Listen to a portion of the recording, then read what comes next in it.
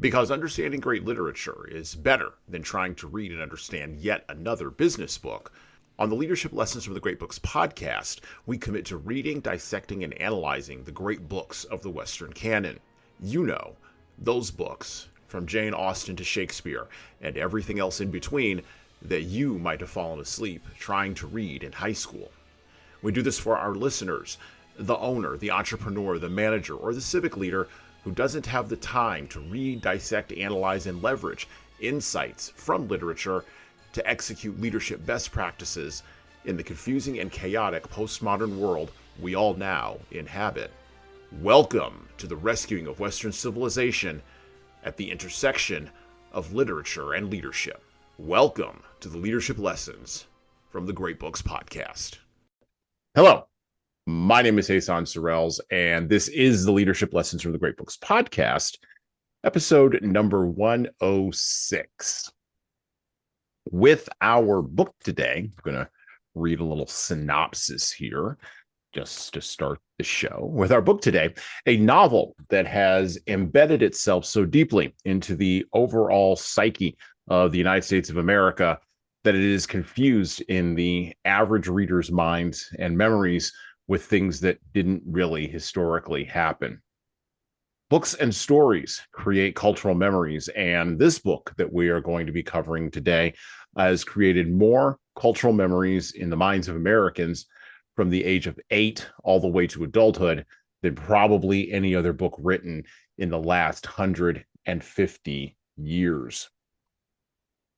The author of this book developed her approach to writing during the Gilded Age of the United States of America, an era that probably was the last time that ripening cultural confidence in the American way of life and the American approach to family and culture was relatively undisputed. She was also a female author, just like Baroness Karen Blixen, whose work we covered in episode number 105. And she was heavily influenced, just as the Baroness was, by her father, as well as her positions and her family's positions around the burgeoning feminist movement in the United States post-Civil War. Today, we will be covering the book based on the author's lived experiences during the American Civil War, Little Women by Louisa May Alcott. Yeah, this is going to be a real interesting one today. We're not going to read the whole book. We can't possibly do that. So we are going to read selections from it. And of course, we are joined by our regular co-host, Tom Libby. How you doing, Tom? I'm doing fantastic, Hasan. I can't wait till a couple of guys break down Little Women, like the sisterhood of Little Women. This is going to be great. This is going to be fascinating. This is going to be spectacular. This is going to be spectacular. During the month of May, where we are recording this the day after Mother's Day. So to all of you mothers who are listening out there, happy Mother's Day.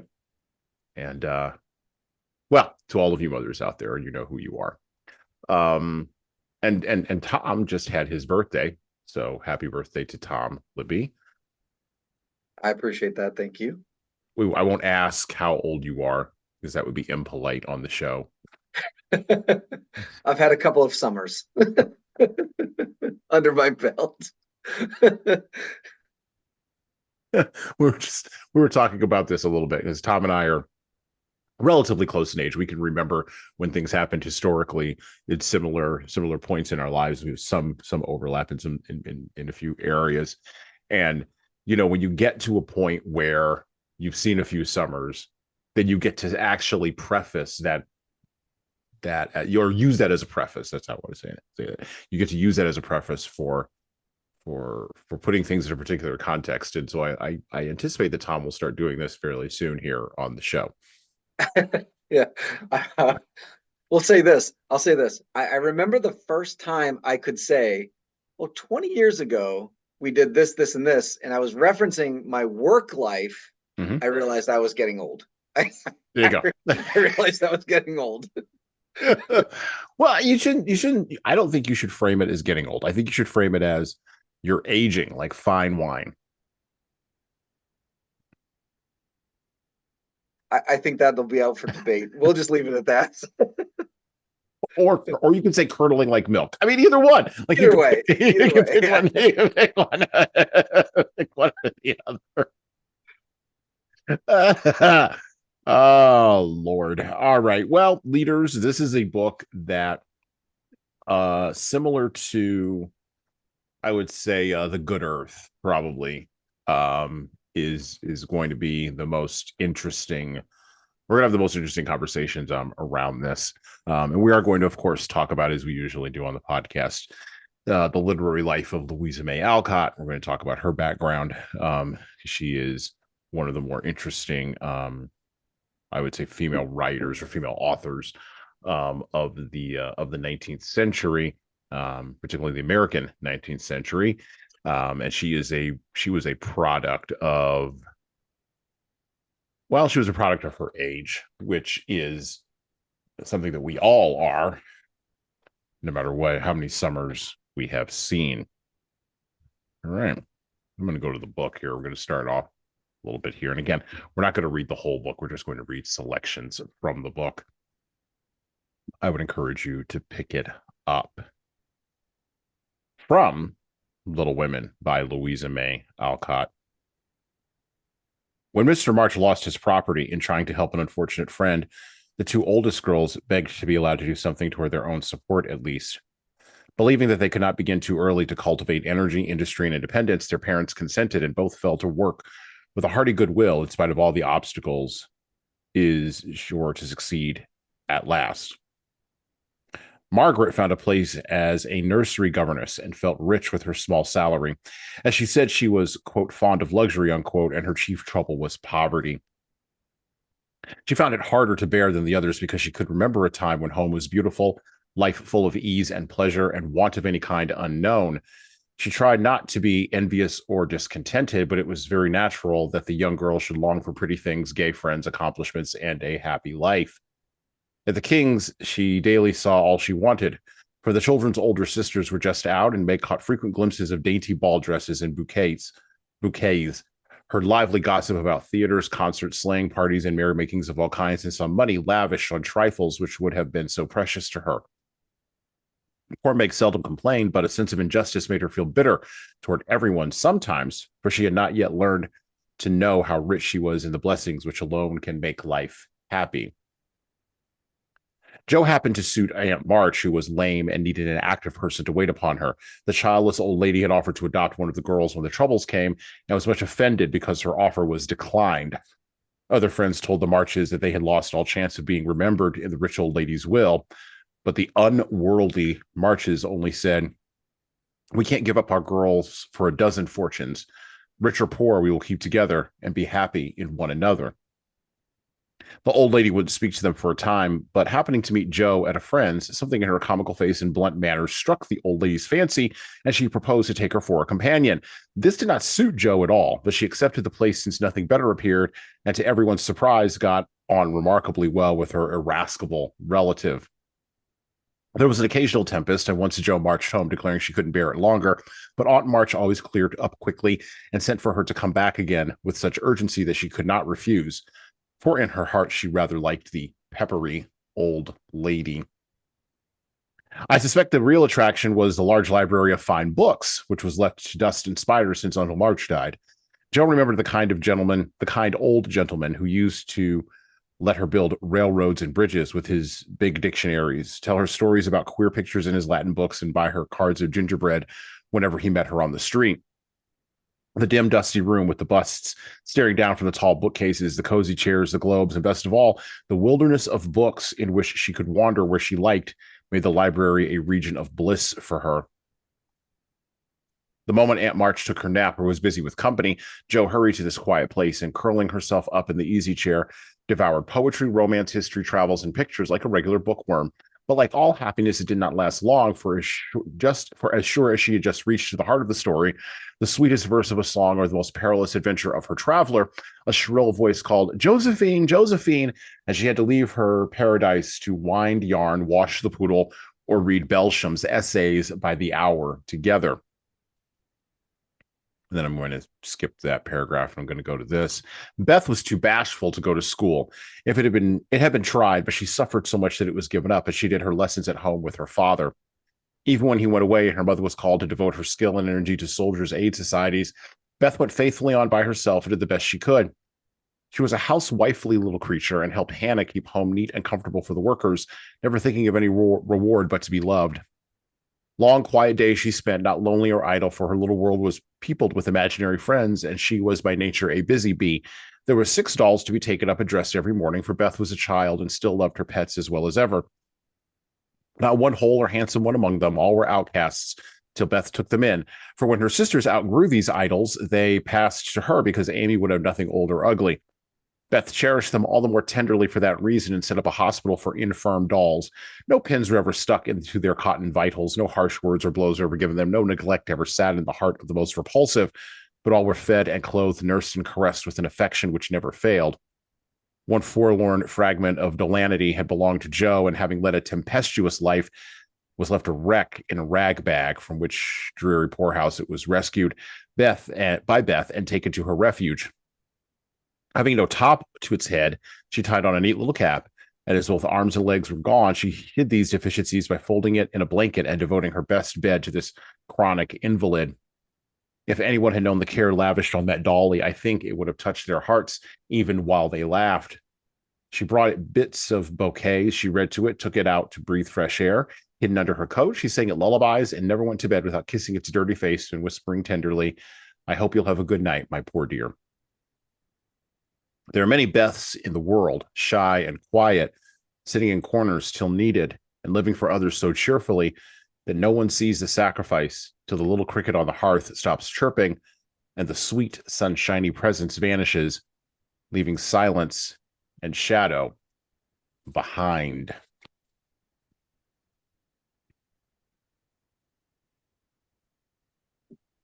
So who is this Louisa May Alcott? Again, a book so embedded into the American psyche that we actually don't really think about the book or the author anymore. We just sort of take it up whole cloth. We do Little Women and the other book she wrote, Little Men, and we kind of combine it in our heads, or at least I do, combine it in my head with everything that I ever used to see on Little House on the Prairie. Remember that show from the 1970s? Yeah.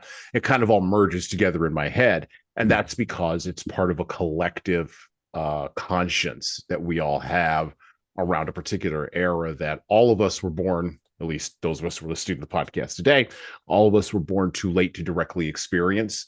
And so, of course, that era is now fading into, perhaps has already long faded into myth. But who created those myths, right? And we've talked about whether or not myths are accurate on this podcast, but myths are necessary for a culture. Well, we have to know who wrote those myths, right? And so Louisa May Alcott was born November 29th, 1832, and she died March 6th, 1888. She wrote short stories, she wrote poetry, and of course, she wrote multiple novels. She was raised in New England by her Transcendentalist parents. We're going to talk a little bit about Transcendentalism today, too, because it relates to this idea of generational turnings and generational cycles and religious awakenings that happened in the United States. And she was part of, well, her parents were part of the back end of the Second Great Awakening in the United States. And so this Great Awakening produced a lot of different artistic efforts, particularly in the literary and novel space. So when Louisa May Alcott was growing up, she was surrounded by many of the well-known intellectuals of the day that were part of the Transcendentalist movement, including Margaret Fuller, Ralph Waldo Emerson, Nathaniel Hawthorne, Henry David Thoreau, and Henry Wadsworth Longfellow. Early in her career, she sometimes used pen names such as A.M. Barnard, under which she wrote lurid short stories and sensation novels for adults that focused on passion and revenge. Poverty was a driver, as it was mentioned there in that little piece there from Little Women, but poverty made it necessary for Louisa May Alcott to go to work at an early age as a teacher, a seamstress, a governess, a domestic helper, and, of course, a writer. Her sisters also supported the family, working as seamstresses, while their mother took on social work among the Irish immigrants. Only the youngest, Abigail, was able to attend public school. Due to all of these pressures, writing became a creative and emotional outlet for Alcott. As a matter of fact, in the Civil War, she served as a nurse in Washington, D.C., and wrote letters home that inspired her book Hospital Sketches, which was written in 1863. And then later on, she published Little Women in 1868. She banged out, get this, 500 pages of writing in 3 months. Take that, ChatGPT. Some things still do defy the algorithm. Along with Elizabeth Stoddard, Rebecca Harding Davis, and Moncure Crane, and others, Alcott was part of a group of female authors during the Gilded Age, which was the age that came right after the Civil War. And she was lauded for addressing women's issues in a modern and candid manner. Their works were, as one newspaper columnist of the era noted, among the decided, quote unquote, signs of the times. By the way, back in the day, the signs that they were looking at were the signs that the feminist movement was gaining traction. Women were angling for the right to vote, and the abolitionists who had stirred up the Civil War had to redirect their energies. And so they were directing it to social change, in particular, social change with the incoming, not only Irish, but also Eastern European immigrants that were showing up in New York Harbor, trying to escape the revolutions of Europe as it went through its own convulsions coming out of its long, long 19th century. So that's a little background on Louisa May Alcott. That's a little background on Little Women. So I'm going to switch this over to Tom now because I've rambled long enough. So Tom has not read the book as usual, but he has seen the movie and he did want to talk about Winona Ryder. So I'll kick it over to you. Go ahead. Well, I was gonna say I was gonna have a question before answer here because I feel like people don't give enough credit to some of the information that you just read off, right? Because there's a sense of like, was this the beginning of the end of the women should be seen and not heard kind of scenarios? Like, I know it might have taken 100 years. I get that, and I understand that women still felt that way in the early 20th century. Probably right up until toward the end of the 20th century, but she was really advanced in this particular area. She was much more advanced than people give her credit for, at least I think. So a lot of the social reforming movements that eventually wound up in the civil rights movements of the latter part of the 20th century started, if you look at history, if you look at history in cycles rather than as just a straight line, right, began in cycles that started with the Second Great Awakening, which began in like 1830, 1824, somewhere in there, and then slowly began to wind out. By the way, out of that came the abolitionist movement, which the abolitionists, I mean, yes, people had always been opposed to slavery in the United States, always, like since the founding. That was not anything new. But the level of the temperature on the pot got turned up a lot as the pastors and the preachers of the day would, particularly those in the Northeast, in your neck of the woods, would claim that the Holy Spirit was moving through the country and was marching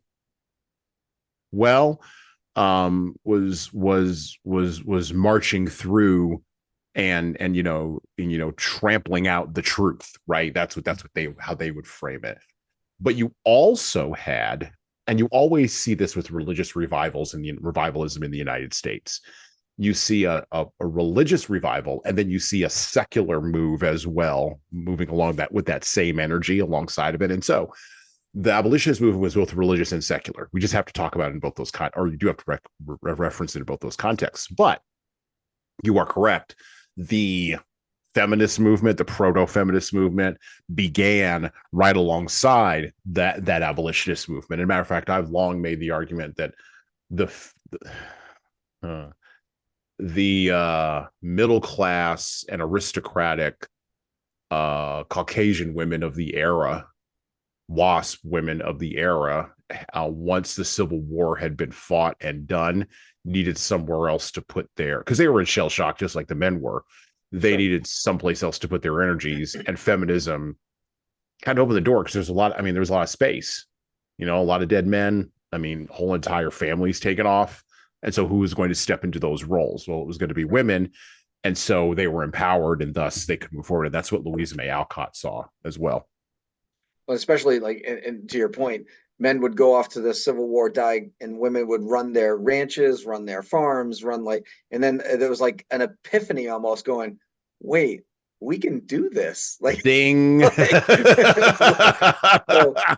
I feel like, when you talk about like, I forget how you worded it a few minutes ago, when you talk about books like this and like The Little House on the Prairies and the, things like that, being this like myth, you're talking about myths. I think of it almost like romanticizing of what life was like back then, as much as it is myth, right?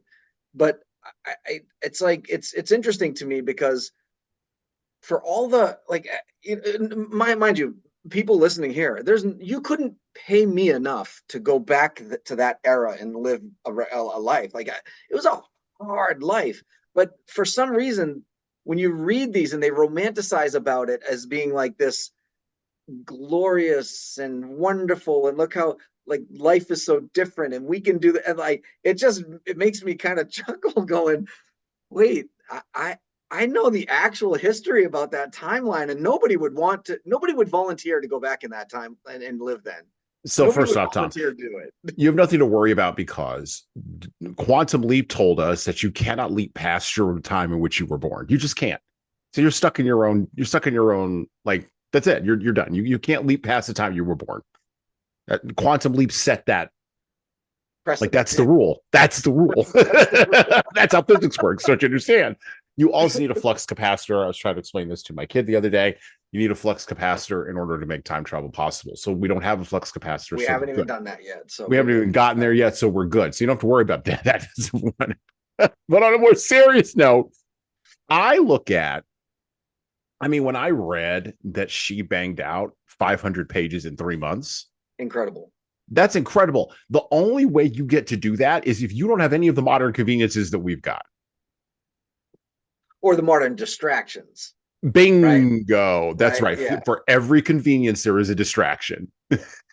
Just like, for every revival, for every religious revival in America, there's a secular component that goes along with it. For every convenience, there's a distraction. So for every time-saving act of like, okay, I don't have to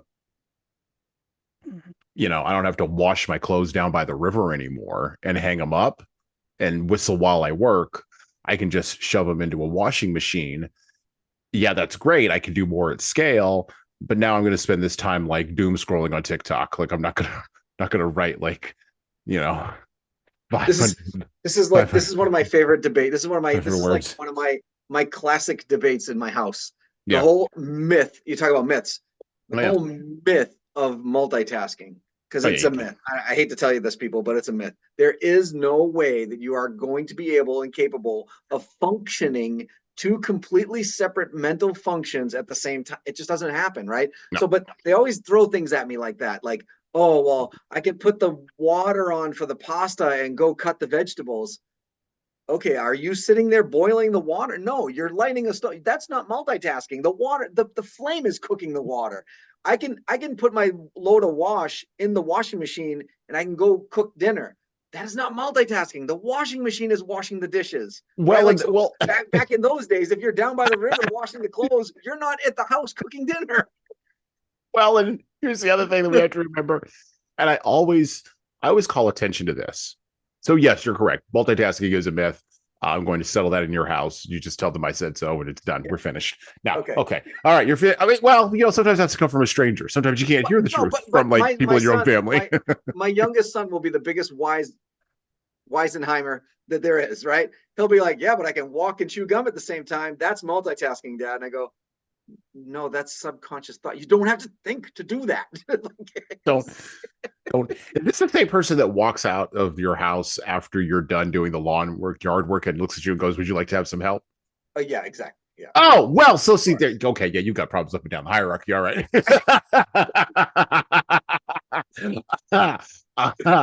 um, no, the other thing that I think about often is, okay, for those people in that time, and we have to really, I think, get our arms around this idea. So the challenge of history is that we think it's, and the way it's taught to in school, and we've talked about it on the podcast before, it's not taught in cycles as if things, return, which they do. They just come in different forms. Instead, we teach history as a progressive arrow that's always moving forward and never moving backward and always better and better. Okay. Or a J curve that goes up and to the right. Okay. One of the other problems psychologically and just, I think, epistemically, just to use a word that encompasses, emotions and psychology and religious thinking together.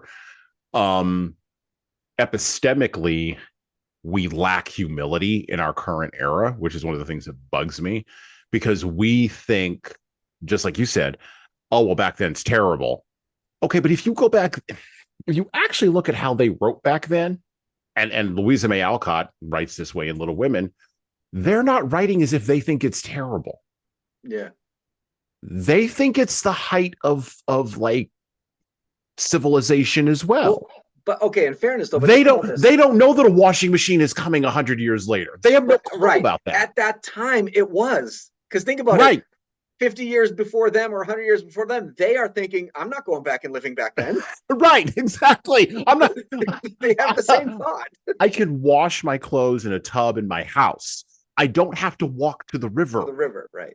Right. This is, and so the what happened during the 20th century was we had explosions that occurred in the progress of our technological tool making. Yeah. I mean, we went from Kitty Hawk in 1906, yeah, somewhere around there, to like going to the moon in 1969. Right. That's insane. That doesn't happen in general. That doesn't happen in the history of the world. I mean, we went from being on farms and understanding everything about agriculture for 5,000 years to, in 300 years, 250 really, industrializing almost everything in the Western world. That's just nuts. Mm-hmm. That's a compression of speed of technology based on what we could do, which, by the way, is what's freaking us all out right now with AI, because we just went through the thing we call AI. We just went through all of this compression within the Industrial Revolution, and then we went through the compression with tech, with the computers and all of that, and now we're getting ready to go through another compression, and it's speeding up. That's at least it feels like to us that it's speeding up. That's the part that's freaking us out, I think, which is why leadership is important. I always have to say that at the end, because that's what'll get you through that. No, Winona Ryder, come on now. Don't dodge the question. Talk about the movie. Come on. You like the movie? I watched the trailer for the movie before, because it's been years. It came out in 1994. The movie adaptation of Little Women. The new one with Emma Watson came out in 2019. There was a newer version. I didn't even know that you could even get. So I was reading this book and I thought they can't possibly make this movie today. Like, they couldn't possibly turn this into a film. Like, how would it? But apparently I was wrong. So all right. 2019, Emma Watson. So no, I think this is the first actual memory I have is from Winona Ryder in an actual movie. I don't know if she did a movie before this, but it's the first memory I have of her in a movie. And I just remember thinking, oh, she's really cool. And she was like 20 something when she did this, right? Like 22, 23 years old. Yeah, something like that. This movie. Yeah. So I just thought she's now seen a few summers herself. Yeah, exactly. I will say though, if she was 23 when she did this movie, she is a little older than me, so I'll just leave it at that. Not by a lot, but she's a little older than me. Anyway, again, you're right. I saw the movie. I have to admit, when I was asked to go watch the movie by my spouse, I said, are you out of your mind? What would make you think I would want to see this movie? Again, I was 20 some 20 years old, something like that. And a guy, by the way. So like, I was thinking to myself, fine. It was one of those like, okay, I'm handcuffed, like Yeah, they can do this take movie. me to the movie. I was pleasantly surprised. I thought the movie was good. I thought the if they now again to your point, I didn't read the book, so I don't know how close, because that's the whole book movie thing, right? Like that everyone Right. talks Yeah. about. Yeah. The books are always so much better than the movies. Well, today anyway. Back a while back, the movies and books were pretty darn close. Hmm. So we didn't have the same issues where people are writing 700-page books and turning it into an hour and 20-minute movie. Like Well, well, and when you look it's at Little Women, how it's written, the structure of it, it's structured, at least the first, I would say, 10 to 12 chapters are structured based on dialogue alone. right. Like there's very little description. So she wrote it to be, well, they didn't know the word cinematic because they didn't have cinema, but she wrote it to be driven She was by, thinking play, right? They right. could turn Yeah. this into a play at Right. that time frame. Like she was thinking, I could see people acting this out. They Right. still had actors back then. They were just Yeah. on stage and not on screen. So I agree with you. I think that there's a part of it that she was thinking, I have to write this in a way that somebody could act this out. Like somebody could Right. actually showcase what I'm thinking and feeling from the writing. So, but I think that they did that really well in the 1994 movie. I think Yeah. Winona Ryder was awesome, and I think it definitely launched her career for sure. I think she became more and more popular at that point. Yeah. So Reality Bites came out in 92. Yeah, but that wasn't. Stop it. You be quiet. You be quiet, sir. And then Heather's, which was I'll pull the Joe Rogan. I'm just gonna look it up because I don't remember when Heather's came out. Heather's was, let's see. This is the sound of me looking this up. 1988. Yes, 1988. Thank you. Yes. Which, that goober Christian Slater, who, by the way, he has become a very goobery fellow. He really has. Like, I'm not gonna. Something happened to him. He just became weird. Anyway, doesn't matter. Point is, so Heather's is 88, which Winona Ryder fans will say that really was the film that cemented her in the public zeitgeist. And I think Little Women was one of those scripts that kind of just came to her because she was the hot it girl, at that time, or the hot it actress. I shouldn't say girl, but the hot it actress at that time. Just like with the Little Women that came out in 2019, me looking this up with, yes, you are correct, Emma Watson, something Ronan. I don't know. I can't pronounce her first name. It doesn't matter. And Florence Pugh, who I'm not a giant fan of. And then that fellow Timothy with two E's and a little umlaut over one of his E's. Timothy Chalamet. Yeah. Chalamet, whatever. Anyway. And then Meryl Streep as Aunt March. Nice to see Meryl Streep getting work. So you can't have anything against Meryl Streep. Come on, dude. we literally just covered Baroness Karen Blixen's work last episode. In 105, you should go back and listen to that. 7 Gothic Tales. Fun fact about Karen Blixen: she was a Danish aristocrat, basically, who moved to Nairobi, Kenya, with her first husband, who turned out to be a philanderer and a cheat in Africa, which is interesting. During the colonial period of European expansion, and she wrote about. Hold on. Let me get the surprise. Wait, there was somebody from Europe that went to Africa and was disingenuous? No. Let me show you my shocked face. I'm about to lay something else on you about the Baroness Karen Blixen. Go ahead. Sorry. So her husband was not only unfaithful, but her husband also passed on to her the glorious disease of syphilis. which she had for she claimed she had for the remainder of her life, but actually she might have just had an autoimmune disease that came about because of the mercury they used to cure her syphilis. Right. Still a baroness, by the way, still a baroness. And she wrote about all of her experiences and put it in her second book, which was called Out of Africa, which was nominated for Best Picture in like 1984 and Best Director. And the woman who portrayed the Baroness, Karen Blixen, Isaac Dennison was her pen name, was Meryl Streep.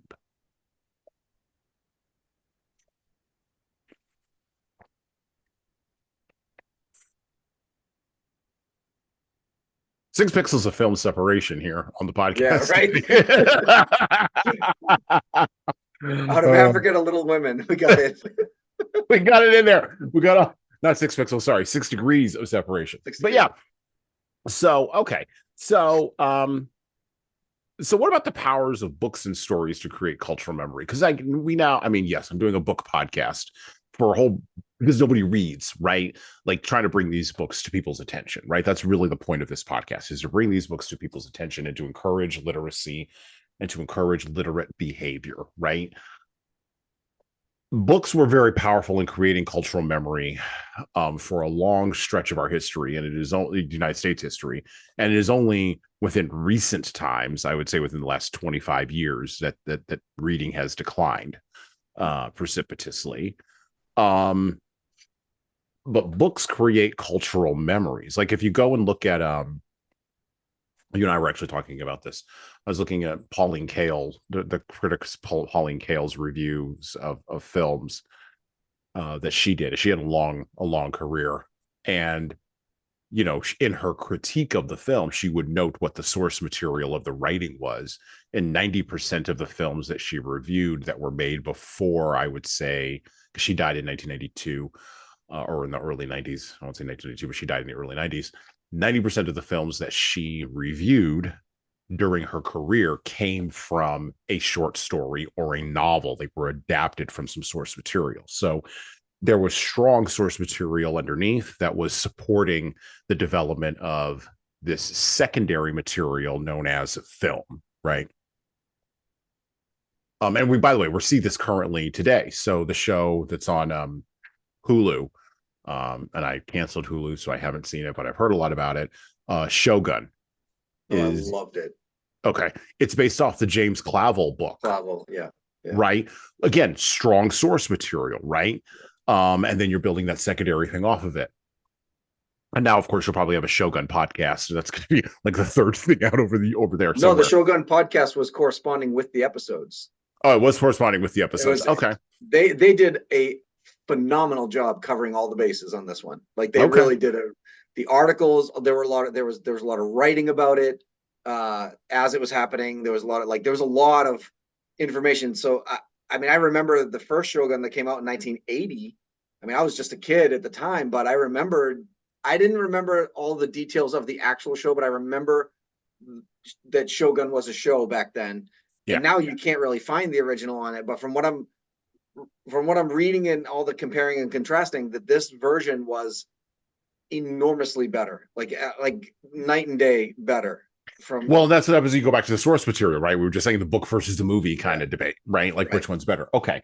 So I don't want to talk about which one's better, but I want to address the power of the book to create cultural memory.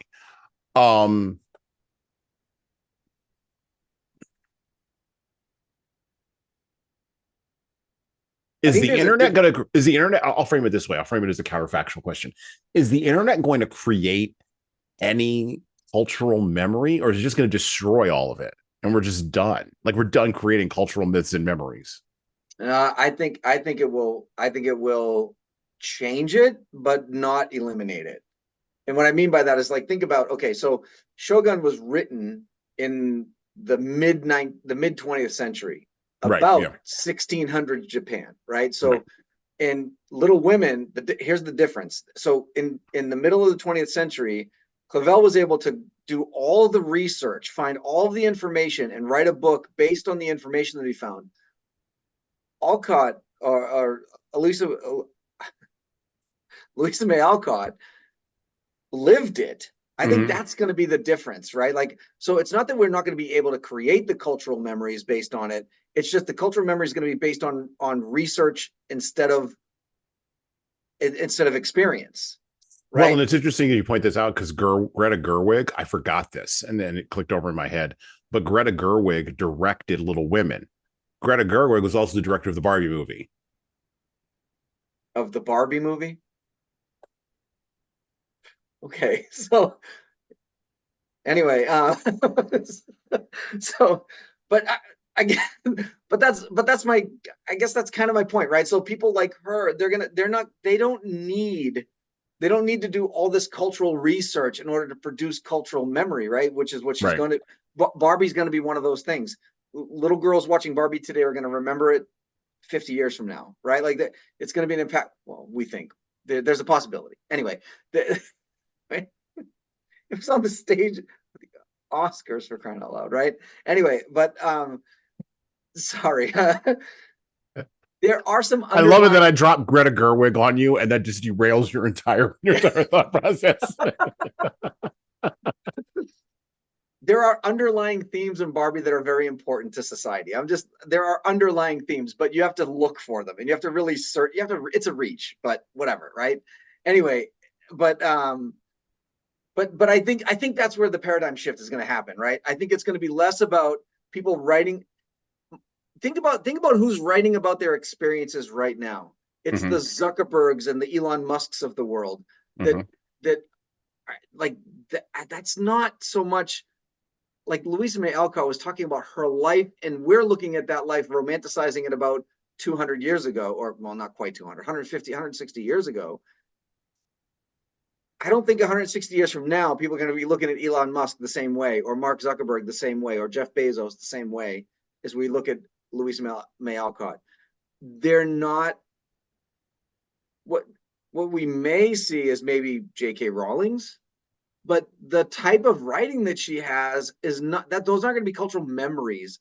Those are going to be because like the kids today who are in their mid to late 20s who read the Harry Potters of the world growing up, that's cultural memory. That's fine. But the subject matter of that book is not going to create 150 years from now cultural memories, because these people will be gone. They'll be dead and gone, right? So it's not going to be the same way. I think some of those days are gone, I guess is what I'm getting at. So like people, I can't remember the author's name, but the person who wrote like The Outsiders, right? Like they grew up in the 70s. The gang environment in the 70s was very different than it is today. But the book and the movie The Outsiders could potentially be that in 150 years, where it's cultural memory, where like that. So sure, because the guy lived in that era, he understood that era. Like where Shogun was more research, and I think more of that is going to start happening. That we're going to have research and research and cultural memory based on that type of research than it is actual experience. Well, The Outsiders was directed by Francis Ford Coppola, right? Whose daughter and son, daughter Sofia Coppola, also worked with Greta Gerwig and gave her shot. So now you can go from The Outsiders to Little Women to the Barbie movie, all in one fell swoop. All right, here we go. Read on, fearless leader. Read on. By the way, what lessons should leaders? No, this is actually a last legitimate question, because we do have to move forward here. We are going to kind of get a little bit bogged down here, so got to rescue the narrative from itself. What can leaders take from that, though? Like if I'm in an organization, and organizations do function, institutions do function under cultural myths. We don't like to talk a lot about it because it kind of makes us feel icky as Americans, but it's true. Like, this is why we cover the Constitution on our podcast, because it creates not only cultural myths, but it's also the story. It's part of the framework of the story of America. And you have to know what the framework is. That way you can lead inside of that framework. If you don't want to lead inside that framework, then we have to have a different kind of conversation. right?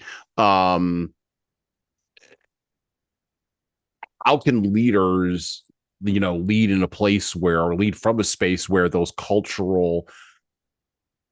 where the cultural artifacts are built on research, not a myth making kind of thing, because our natural tendency is to make myths, not to do research. The way to think scientifically, that's a in the course of human life, that is a human civilization, that is a radically recent invention.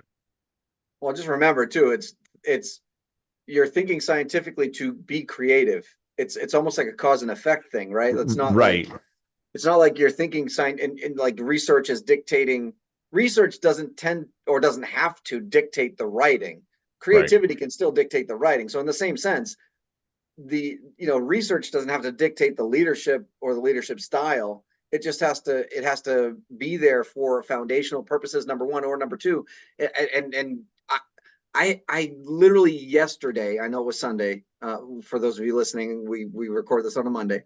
Yesterday was Sunday. Oh, you made reference to Mother's Day yesterday. So anyway, I had a very long conversation with the head of the history department at a local university here. Him and I, we've known each other a long time. I bumped into him in the supermarket. We were having this very long conversation, and I'll circle this back. The reason why I brought him up was we were talking about why have we not, with all of the research that we have available to us, with all of the data that we have available to us, why have we not figured out a way to stop history from repeating itself over and over and over again?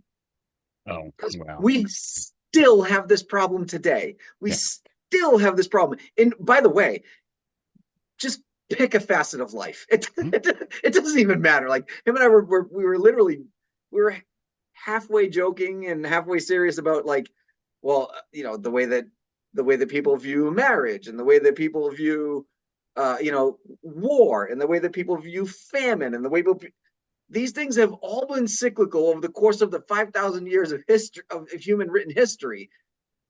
But yet how is it even remotely possible that we have not figured out a way to stop this cycle of happening? It's fascinating to me. It blows my mind every time I think about it. And to have somebody of his authoritative value, and I say authoritative value because the university that I'm talking about is a very big university, and he is the head of the history department. This is a man who knows what he's talking about when it comes to history, and he has not been able to figure it out. So I might have an answer for him. I might have a thought. But I'm going to hold that question for our next segment. So back to the book, back to Little Women, back to this cultural artifact. Well, yes, this cultural myth of Little Women. We're going to move forward, or actually move backward a little bit.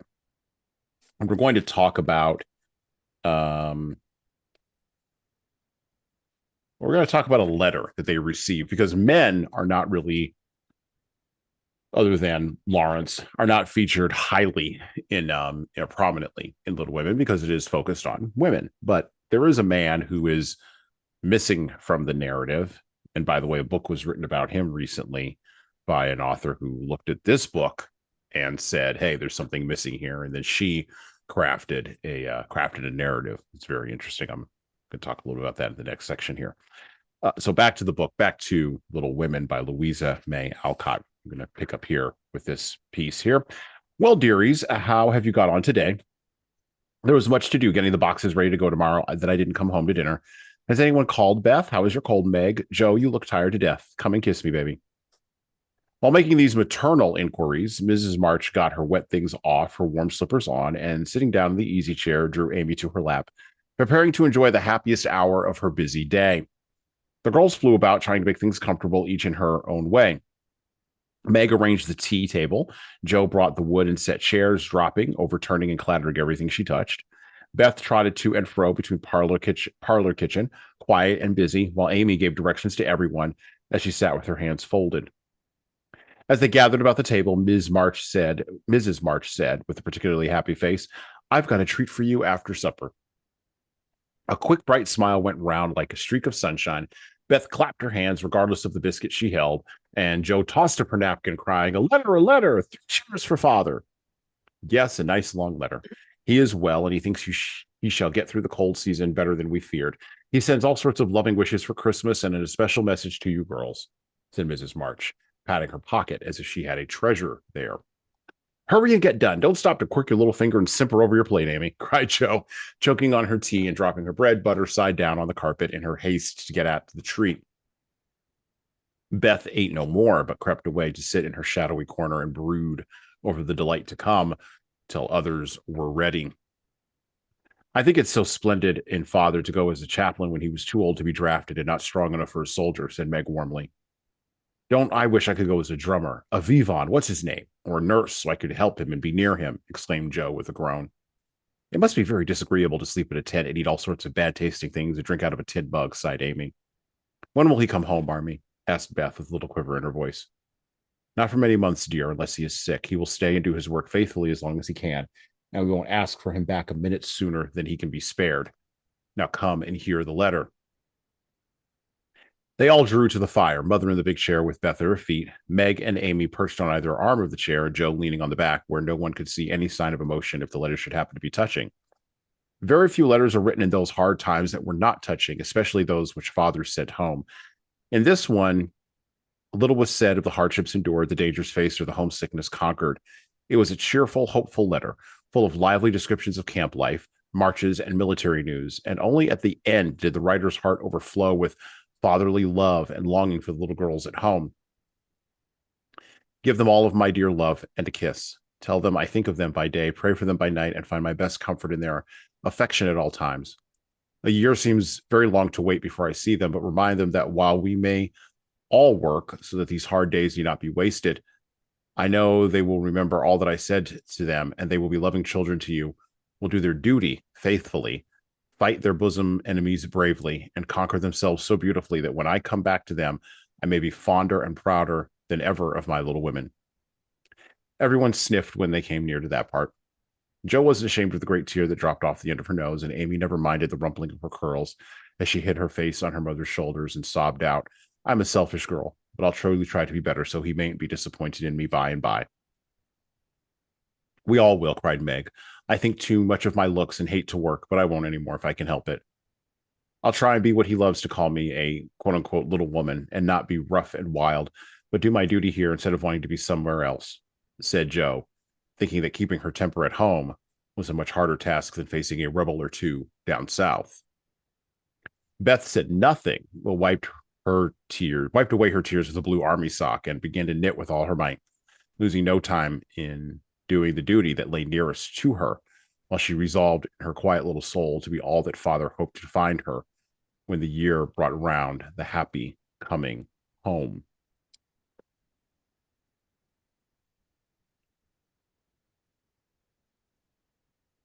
So there's a couple different things going on in here, and there's a reason I picked that section of the book to read.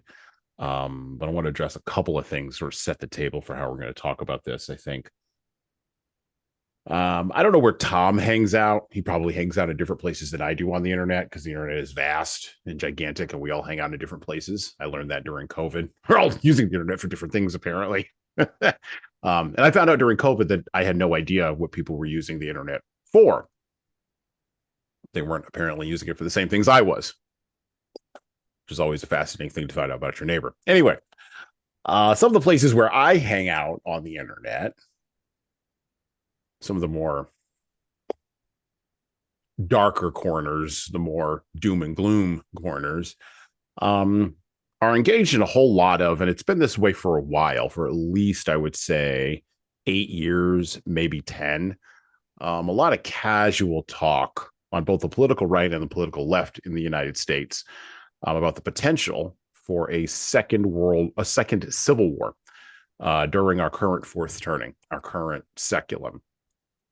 Matter of fact, I just read an article the other day before I wrote this script where a guy who was a former military guy was speculating on the death toll of a second civil war in America. And he speculated that about 100 million people would have to be carried off in order to make that work out of a population of 312 million. Right. And I read articles like that written by people who do have certain expertise in certain areas and may have seen different things than what I have seen and lived a different life than what I've lived. And I'll give them their druthers for sure. But I will say this. We are so far away from the last war on our soil, 160 years ago, that we have forgotten the real human impacts of war on family and culture. And our almost too casual conversation reveals this level of unseriousness in our experience. And that part irks me greatly.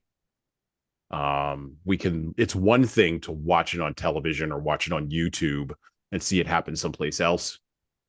It's quite another to have 1 out of every 3 people that you know just get carted off. And by the way, he speculated that wouldn't just be from bullets. He thought it would be from famine and disease and everything else that goes along when you open up a can of, well, that on each other. And by the way, with all this talk, again, casual conversation, far too casual for my taste anyway, one of the questions that's never asked or answered is this one. Why would anybody from one place in this country march to another place in this country to do what exactly? What is the instigating act? What's the, to use the Latin term, casus belli?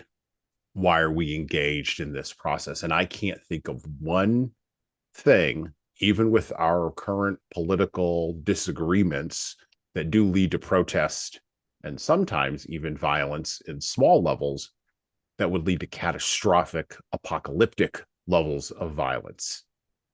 But as my wife told me when I brought up this point to her, she said, I'm sure no average person in the run-up to the Civil War thought that that would lead to anything either. And it's not really there until it's there. Speaking of the Civil War, the generation that started, which was the Transcendental generation, and the generation that fought the Civil War, who were later known as the Gilded generation, in the fourth turning apocalypse of that Civil War, were totally burned out and rejected. Their position was totally burned out and rejected on much of anything by subsequent generations after the war was over. And they earned their just spiritual and moral and even political deserts from their material decisions, deciding to, as was said in the song of the time, trample out the vintage where the grapes of wrath are stored. By the way, that song came out of Boston. That song came out of the Northeast, and the Yankee soldiers sang it as they marched down south.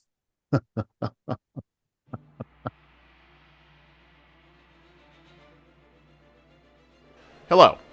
So I'm going to do some shilling here, and hopefully this will be a pause in our riveting conversation for you. I have an offer for you. My most recent book is 12 Rules for Leaders, The Foundation of Intentional Leadership. It's available in paperback, hardcover, or as an ebook on Amazon, Barnes & Noble, Kobo, and any other place you order books.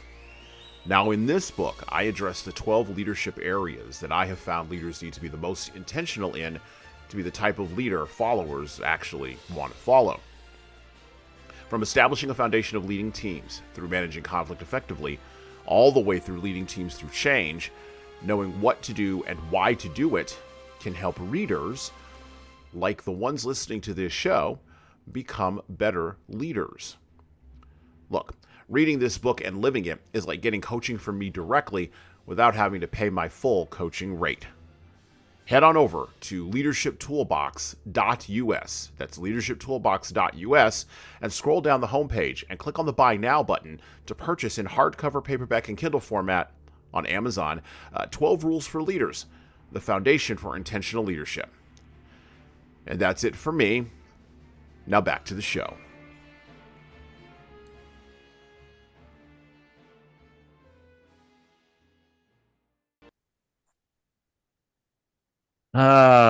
One of the important things, and this gets to the history idea that Tom was just bringing up, one of the important things that we forget is that usually in every cycle, there's about 4 generations that are usually in the zeitgeist at the same time.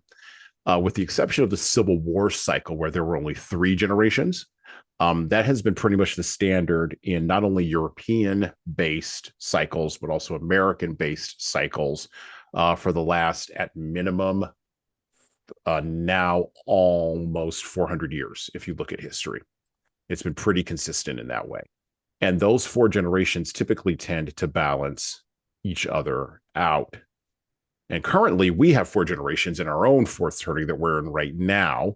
And I think we're getting to the end of, as I've said repeatedly on this podcast, including the socially, culturally, and perhaps even spiritually ameliorating presence of the smallest generation, the generation that Tom and I belong to, the 13th generation. And all that crusading talk about war has very little practical action with us. And maybe we're the ones, for as small as we are, and we are the smallest of the 4 current generations, the boomers, the Gen Zers, and the millennials, the Gen Xers, Tom and my generation, we are the smallest at around, depending upon which number you look at, 25 to 35 million folks. That was the generation that was missing and died in the trenches, died in the trenches of World War I, but many of them died in the fields of the Civil War. And I do believe there's a reason for having 4 generations historically. We just don't understand why, because we're actually not that smart on some of those things, I think, or we just maybe haven't turned our minds to that sort of research. So when I read that letter from Father in Little Women, and he served as a chaplain, and you can read his entire tale of woe, well, most of his tale of woe in Little Women, at least from their perspective, you do understand the human consequences of civil war, or you begin to understand the human consequences of civil war. And there's a little section that we'll read here today as well, which reflects the pathologies of immigration during the Civil War that was also beginning to occur at that time. So for Tom, so with that ramble laid down, let's do this. Like I said, there's a lot of casual Civil War talk going on in our culture. Been going on for about the last 10 years. And by the way, when I was growing up, like, you whispered that, and now people are talking about it out loud. I mean, I see articles in the Atlantic and in the New York Times about this. This is nuts to me. How do we tamp this talk down? How do we stop people from even? It's like when every time Russia and the Ukraine gets brought up, nuclear war starts getting talked about. I'm like, why are we doing this? And I think we've had this conversation on this podcast before about that.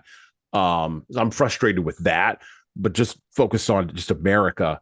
Like, we can't come up. Not we can't. The consequences of us coming apart would be apocalyptic. Well, let me just make one clarifying statement part of that. Sure. Yeah. The consequences of us coming apart violently would be apocalyptic. But Yes. if we were to come apart under like clear dividing channels, meaning like if we had, we're a country of 50 states. If 20 of those states decided to collectively secede from our union, and it was all agreed upon that it was for the betterment of both parties, meaning both the new whatever, I'm not so sure it would be apocalyptic. I think it would be world changing. I think it would be very weird. I think the world would react to it, but I'm not sure it would be apocalyptic depending on how that happens. So to your point though, if it were to happen violently, I really do think, I think it would be catastrophic implications across the world. I really do feel strongly about that. I do think that would be it. Now, so how do we get this to stop? How do we get the conversations to stop? Yeah, how do we switch the conversation from that to, hey, what's some ways maybe that we can actually figure out how to work together? This comes at me in about 900 different ways. Really, because I think on the one hand, I think we don't stop talking about it. I think we talk about it more, but bring the conversation to that apocalyptic level, and then get people to understand that this should not happen. Like, the more you talk about it and the more you start showing them all of those detrimental things, nobody wins in this case. I don't care. Like, if you want to talk about our original Civil War, North, South, and if you want to claim the North won or whatever, I don't even care about that, because in this case, nobody would win, including the rest of the world. So Oh no. there's a portion of us that we should not stop the conversation about it and actually push the envelope of that conversation to force feed people to think about the end result. The other components of it, like I think if we point to the direction of maybe big business, pharma, like some of these big, because they would be hurt more than anybody if you think about it. Like giant companies, General Motors, Pfizer, all of these giant companies, they would get hit just as hard, if not worse, than anybody else on the planet. So maybe they take it from a business angle instead of looking at it from a social angle. Look at it from a business angle and look at it from like things like that. Like again, like I said to your point, I think 900 different ways this thing comes at me, and when I start thinking about this, and now mind you, let me just tell you, for the record, it's utterly ridiculous for us to even have this as like a remote possibility. Like, what are we thinking here, people? Really? Because, well, I think what we're thinking, and I'm glad you asked that. Here's what I think we're thinking. The leadership over the last 25 years that we relied on to provide answers to the most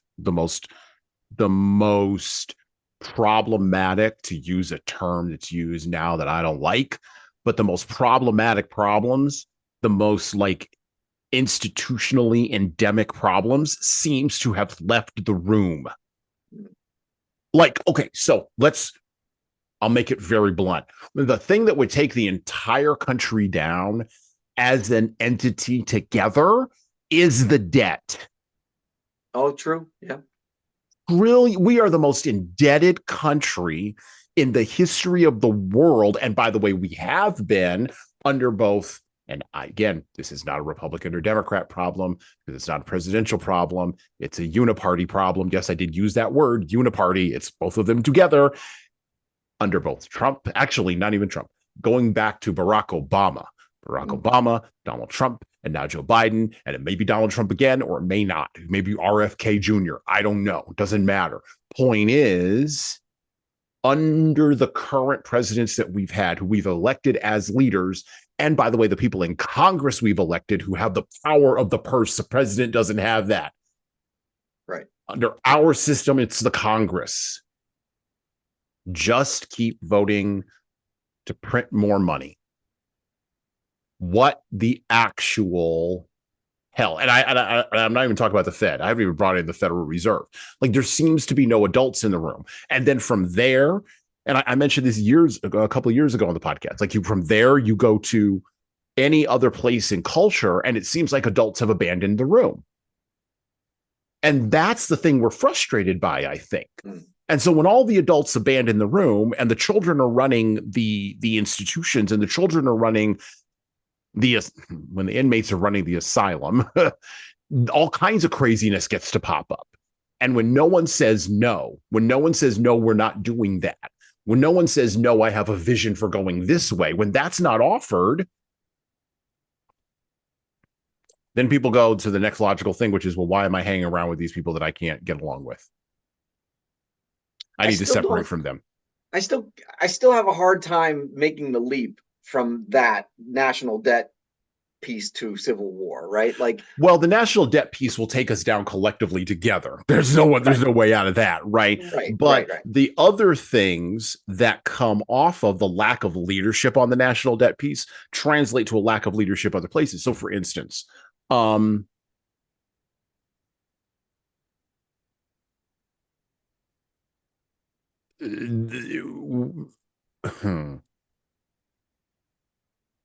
if I can't even get a person in Congress to propose a budget, instead they just continue to pass resolutions to continue to fund the government, but they don't come to me and say, this is why we're passing the resolution.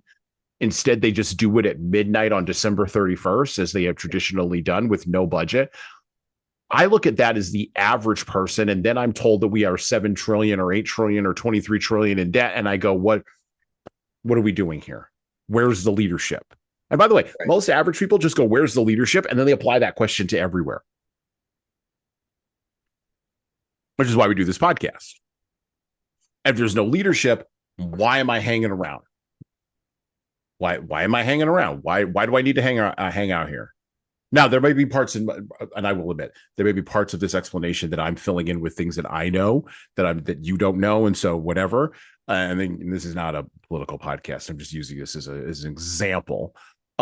We could even go to cultural stuff. Okay, if I can't figure out a way to culturally get along with the person next door to me, or whatever, or if it's just easier to engage in a flame war on Facebook or whatever than it is for me to like my neighbor. And no one's coming down saying, hey, don't do a flame war on Facebook. No one's coming down saying that. Or I shouldn't say no one. It has taken almost 15, almost 20 years of Facebook for people to finally wake up and go, oh, hey, Jonathan Haidt. Oh, hey, this might be a bad thing. We might want to like not do this. And even then, it's sort of lukewarm leadership.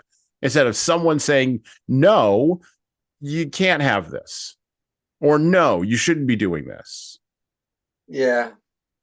Which, by the way, people who want it are, of course, going to reject that. They're going to rebel against it. But, people have always rebelled. Like, my kids rebel when I tell them, no, don't put a stick in your mouth.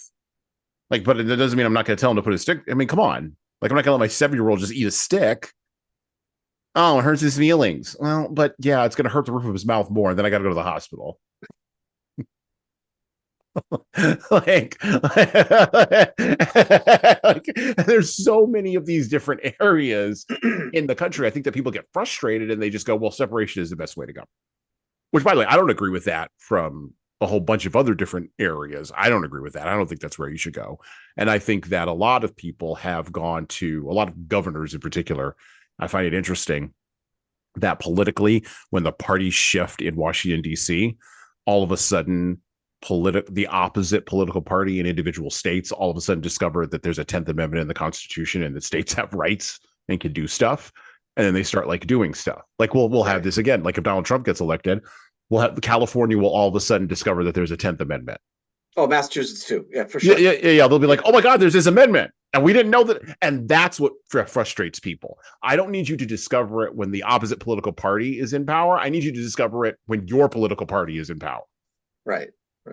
That's when I need you to discover it. I need you to discover it when it's quote unquote working for you, but it's exploding the national debt. Yeah. I don't know. I'm not really sure how to respond to this one. Just because, listen, I've said 1,000 times, right? Like, and so to your point about having no adults in the room, I see weird things like in the political landscape where the younger generation who has, to your point, we're the smallest generation, right? So the younger generation has the highest voting power, mm-hmm. or like the strongest voting power, but yet votes the least. Right. They have the ability to literally change the dynamics of the landscape of our entire country, but they don't. I don't understand that part of it. They do almost 100% of the complaining. Right. But none of 0% of the action. Right.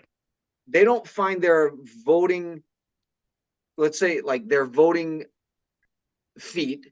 They don't mm-hmm. find their voting appetite until they're in their 30s.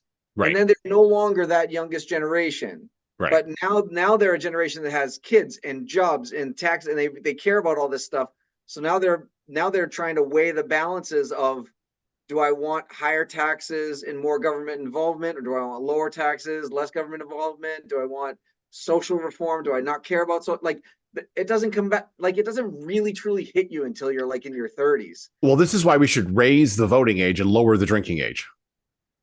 Yes, I'm good with that. Yeah, I'm actually good with that. And I'm not saying lower the drinking age to whatever. No, lower the drinking 18. Age like 18, right? We're not Europeans. You don't need to be drinking wine when you're 14. Right, okay. Exactly. No, 18, lower the drinking age, but raise the voting age. No, 30. I would raise the voting age to 30. I say 30 is the goal, but you hit 25 first to test the waters to see how it goes. Okay. Yeah. Okay. I'll go halfway with you on that. Take one step at a time. But to your point, I had somebody tell me once when I was young that if you are older and liberal, no, sorry. If you are young and there was a way he phrased it to make it make Yeah. sense. If you are young and conservative, you have no heart. If Yep. you are old and liberal, you have no brain. Yep. Like, That was Winston Churchill.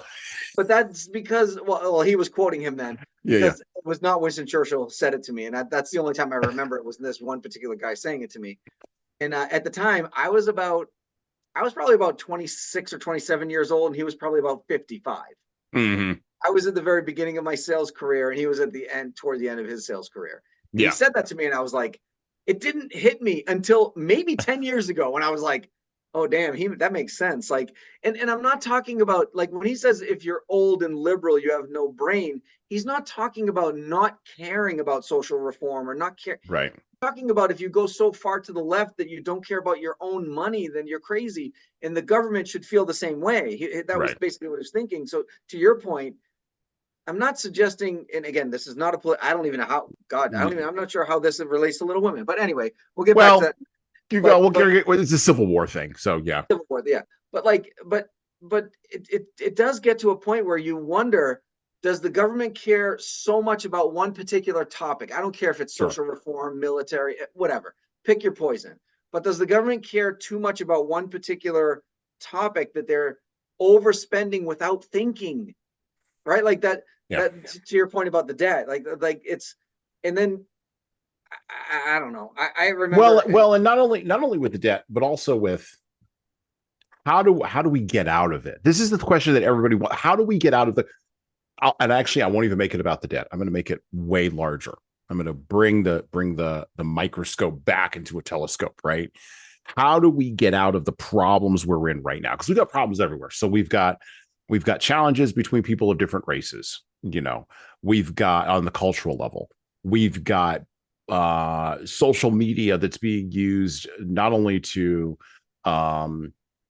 spread propaganda and, as the government says, disinformation, but also is not allowed to be a Wild West where everybody can just say anything short of crying fire in a crowded theater, because it benefits the big corporations, and Facebook and Google and Microsoft are big corporations that want to make money off of outrage and clicks and ads. Okay, then by the way, those are just two problems right there.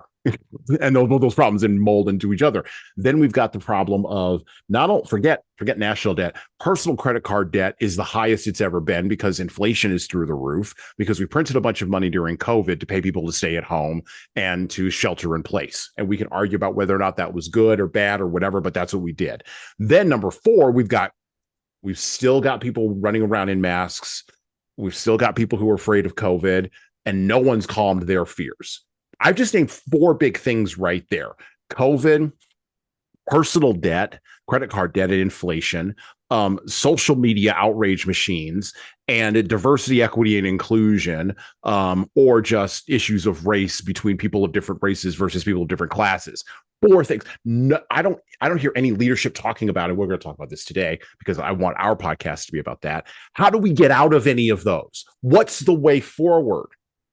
Don't just tell me, oh, well, we just have to get through it. What's the vision of the future? What does America look like in 2030? Describe that so that the average plumber who's got $16,000 in debt and feels like he will never be able to work his way out of it on his Discover card because he's just trying to make groceries every week, he understands it. Explain it. And that's what I think people are missing. Yeah, we know what the problems are, but we have 0 people proposing solutions. That I can't even argue with that. I agree with that 100%. Have you ever seen the movie Wag the Dog? Oh yeah. Because I think that's half of what our problem is, by the way.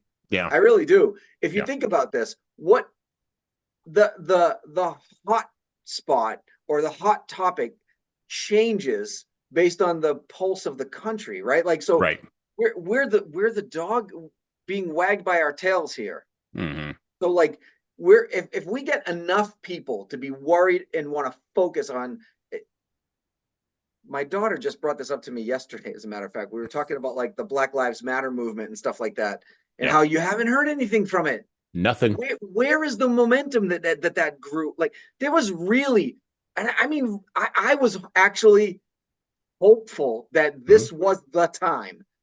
The Rodney King stuff, All that stuff was the precursor to what the BLM movement was going to be able to accomplish that none of the rest of them were. And now nothing happened. And I think this is kind of par and parcel for the course here, where the powers that be do a really good job keeping us distracted with what they want us to think is important at the time. Right now, it's all these.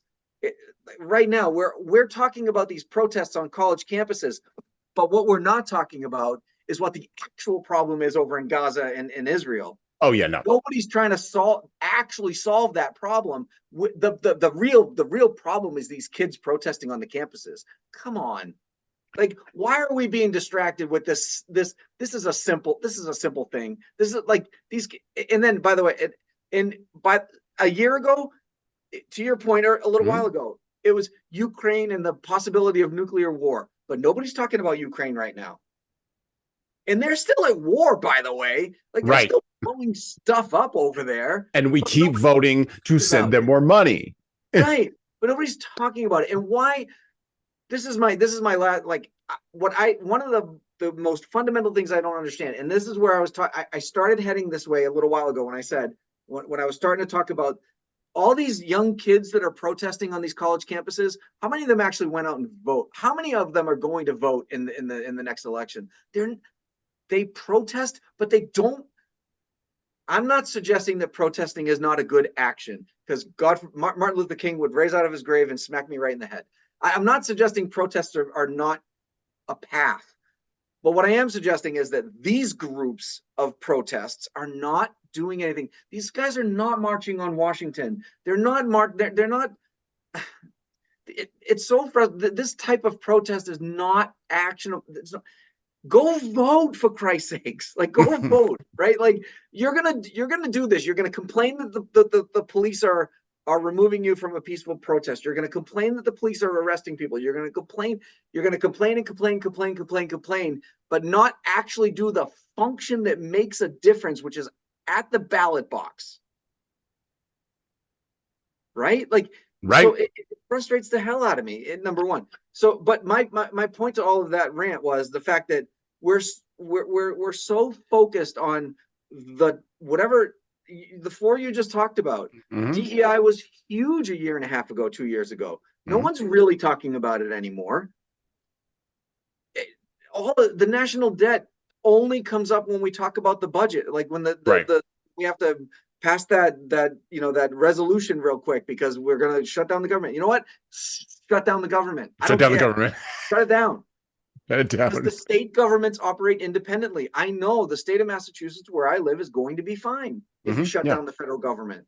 We're not going to lose any sleep over this. Like, which, by the way, Charlie Baker, who was just left our governorship, has been begged to run for president, and he refuses because he does not want any of that shit show. Like, so now, mind you, between Charlie Baker and the three governors before him, they have done Massachusetts last year. Every resident who paid taxes last year, every single resident got money back outside of their tax return. Wow. Because we had a surplus of tax money, and that was one of Charlie Baker's promises. If we get to a point of surplus, I'm going to give the money back to you. And he did.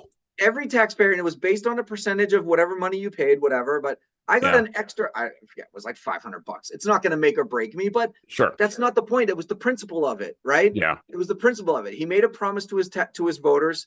He ran the state government well enough that we had a surplus of money, and he gave back the money because that was what he promised to do. And by the way, he also Massachusetts, by the way, which everybody knows our nickname, right? Taxachusetts. he was actually able to lower two of our main taxes because of this surplus.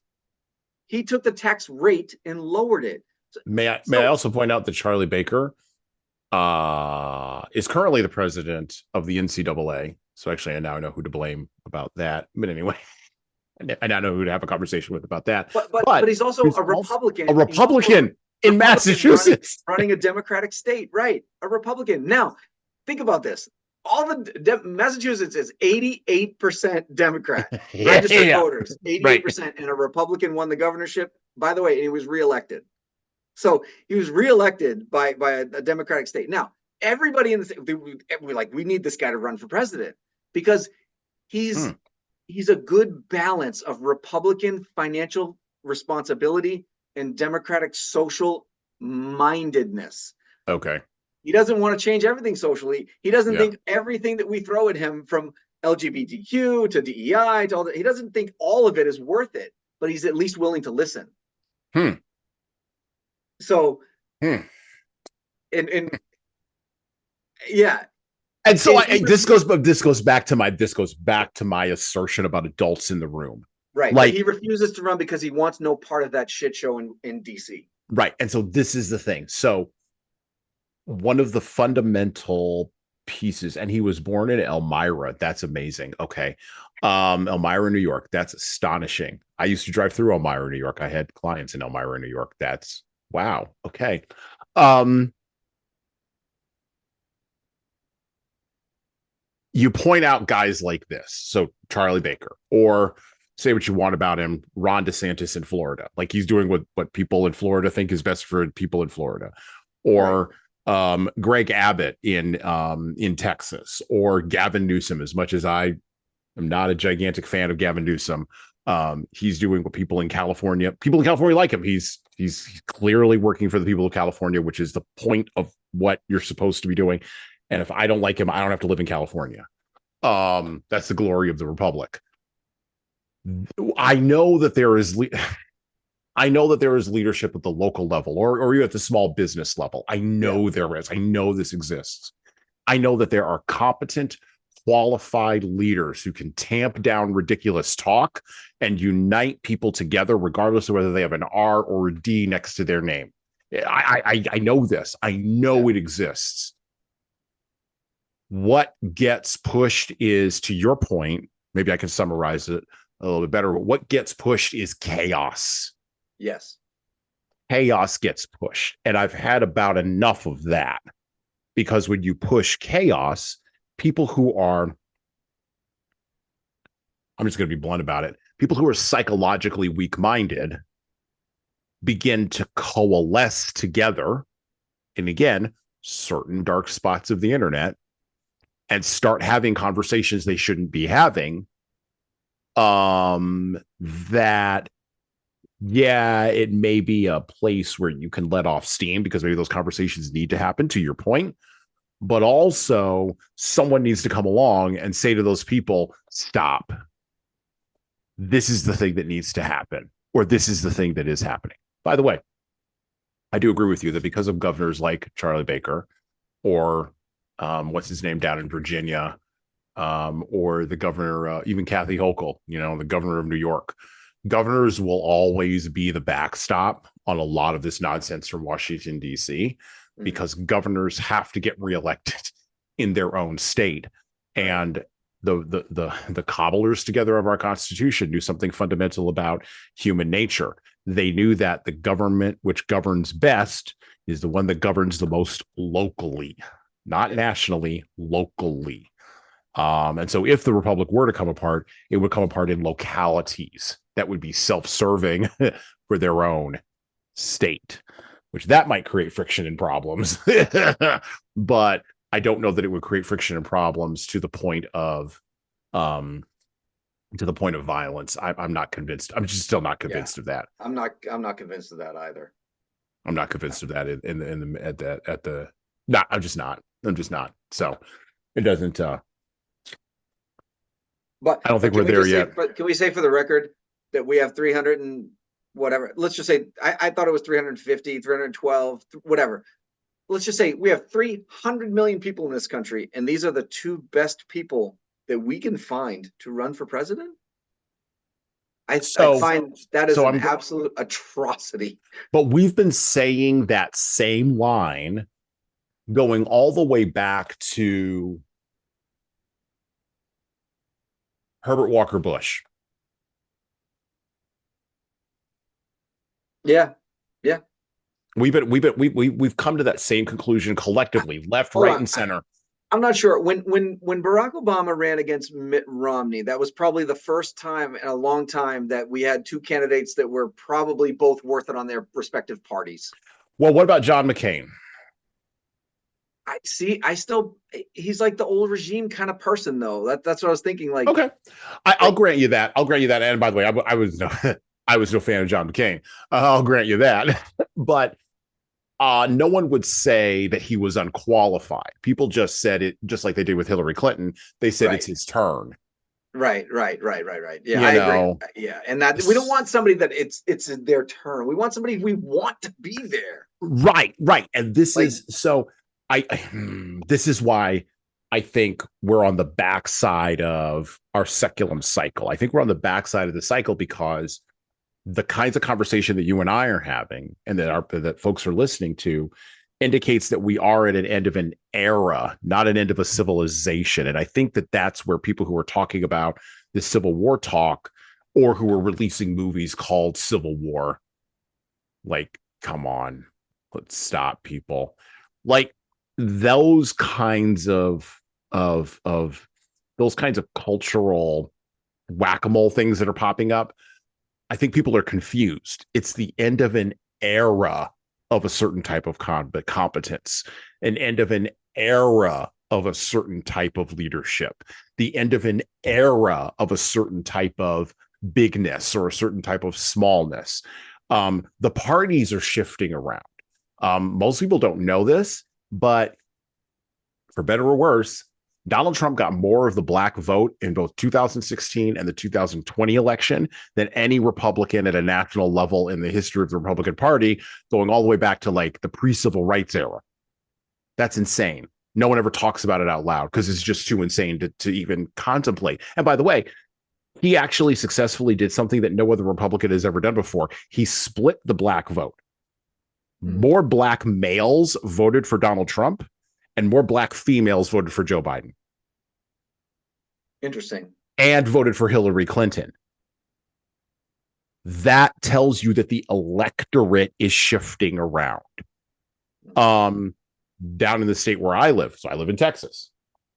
In the state where I live, Hispanics, particularly Hispanics that are, you talk about younger Hispanics that are second and third generation from immigration that occurred in the 1980s, overwhelmingly are breaking for Trump right now. Overwhelmingly. Really? Yep, overwhelmingly. It has the Texas Democrat Party in a cold panic. Interesting. This is unprecedented because we're at the end of an era of competency. We're at the end of an era of political parties. When you tell me that a Republican governor just got, I mean, not only got elected twice in deep blue Massachusetts, where there's 3 Republicans huddled in a room together somewhere in like the northwestern part of the state up near Rhode Island where they can all hide or something. I don't know. Like they're huddled in a corner somewhere. You're telling me that a Republican twice convinced Democrats to vote for him?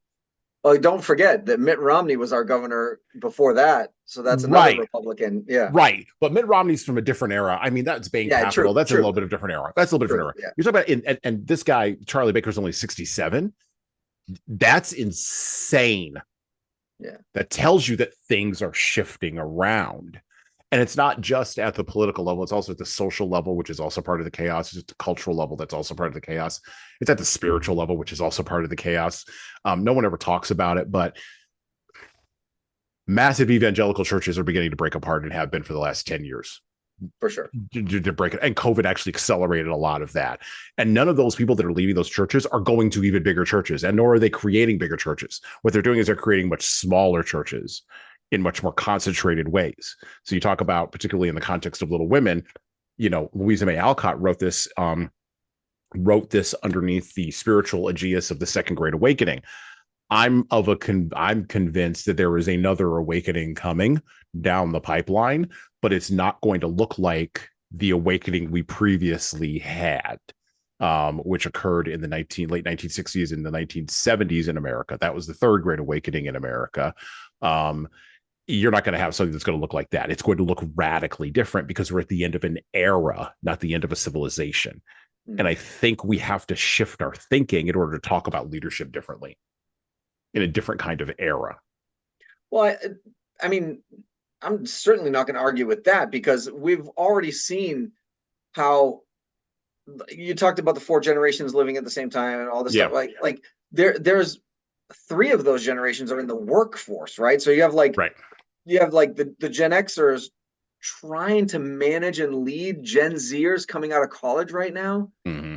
That to me is a recipe for disaster. Like, Well, but it's what you we've got. already we've already faced this. We've already faced this with the boomers trying to run the millennials and Right. the Gen Xers trying to run interference. Right. Right. So this is basically we're again this whole cyclical thing, right? So we're gonna have like these Gen Xers trying to run these Gen Zers, but the millennials are gonna run interference. Oh yeah. They're gonna be the ones. That's that like that missing link generation gap thing that Mm-hmm. we have going on here. But this has happened throughout history. We've seen this happen so many Oh yeah. times. But I think that I think the learning curves are getting shorter, Okay. right? So when the Gen Xers had to deal with the millennials coming in and the look at me, I win a trophy every time I play a sport, so you're gonna have to deal with this. Like, and then of course I'm the one looking at all of our peers going, "Hey, you created this monster. You were their Yeah. parents, It's a you so problem. I don't want to hear you complain about it, right? You got to figure out a way to how to help these guys realize, like I was the one, I was sitting in there anyway. But so now, like we're looking at this going, like these Gen Zers are there. It's it's almost like the Gen X looks at them like they have zero work ethic. They don't know and understand.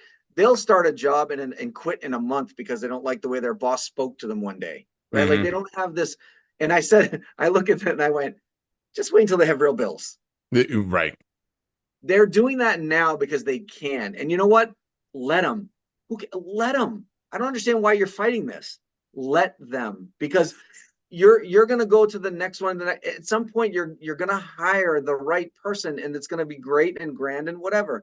But you can't hire a 22, 23-year-old right out of college, expect them to have the same work ethic that you had when you left. It's not the same time. We don't think like that anymore. Like, but So I do think they will. They'll get there. Like I said, when they have real, these 22-year-olds are coming home and they're living at home for the next 4 years because they have astronomical student debt and all this other stuff that they have to deal with.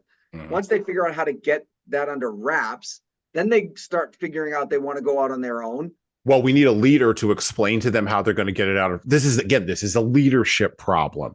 I need a leader to rise and explain to me how you're going to walk out of that debt in real ways without appealing to the government to forgive it. Yeah. I mean, I have, like I said earlier, I have one. My daughter graduates college next week, and Mhm. her and I have already sat down with her short-term goals, long-term goals. What is she going to do with this? Her student debt isn't outrageous. It's Mhm. more than I would like it to be, but it's not like it's not hundred. It's not hundred. It's not six Yeah. figures. Yeah. Okay. Yeah. So, but I expect her to pay it. I ain't paying it. She's paying it. Right. Right. So but we've already sat down more than once. We sat down. We're talking about this. What is your like? So for the next, she's going to come home for the next X amount of years. She's going to do this. This is how you knock down that debt. Once you get to this point, you start looking to move on and move out, right? Like move on into your own stuff. We are basically we are forcing this generation to delay their actual lives because of this student debt. If you do it right, you just come home, you pay it off, you move on. Like Mhm. if you do it right. The problem is nobody's doing that. Nobody's advising kids to do that. They're basically saying you're 22, you're on your own, go do your thing. And that's why they're not being able to pay these debts. They're not, nobody's teaching them financial literacy. And they're not getting it from school. And I don't know why their parents aren't teaching them, but me and my kids sit and talk about finances all the time. So As do I in my house. And back to the book. Back to Little Women. We've kind of gone a little bit far afield, but that's okay because I recommend you go out and pick up the book. By the way, the copy that I have is a lovely open source version of Little Women, and so you can find Little Women on the Internet Book Archive. You can find it in a bunch of different other open source spots. And so, yeah, I'd recommend you go and pick it up. It has entered the public zeitgeist, and has created, just a whole lot of different places for us to have conversation and have chats. Um, by the way, that the father in Little Women, um, look this up on Google. Hold on a second. Um, who was the chaplain? There was a book written about him. I did reference this earlier. Robert March, and the father was played by beep beep beep beep beep beep beep. I can't remember who, and it doesn't matter. Bob Odenkirk. No, which is interesting. Bob Odenkirk in the 2019 version of Little Women. He was played by Bob Odenkirk, and after the war, he became a minister to a small congregation, because that's basically what he was. And there was a book written about him, and I'm looking through the Wikipedia currently, by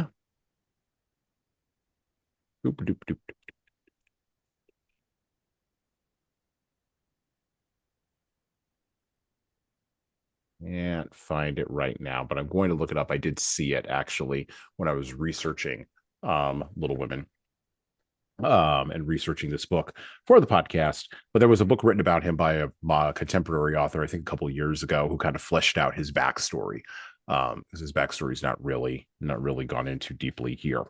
Okay, back to the book, back to Little Women. We're going to pick up where they are. Oh yeah, they're at a party. So we're going to pick that up.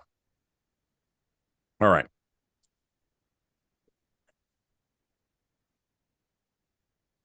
Down they went, feeling a trifle timid, for they seldom went to parties, and informal as this little gathering was, it was an event for them. Mrs. Gardner, a stately old lady, greeted them kindly and handed them over to the eldest of her 6 daughters.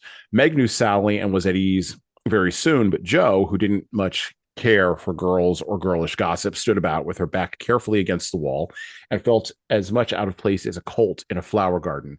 By the way, before they go to this party, just as an interjection, before they go to this party, Louisa May Alcott describes their clothing, and the back of one of the dresses is actually burned, and so they're wearing secondhand clothing, they're wearing damaged clothing, they're trying to make it as good as they possibly can, because they're coming out of a place of need, because you have a civil war, your supply chains are disrupted, and this is during a time when you could raise everything literally on your own farm, and people were a lot more self-sufficient than they are now.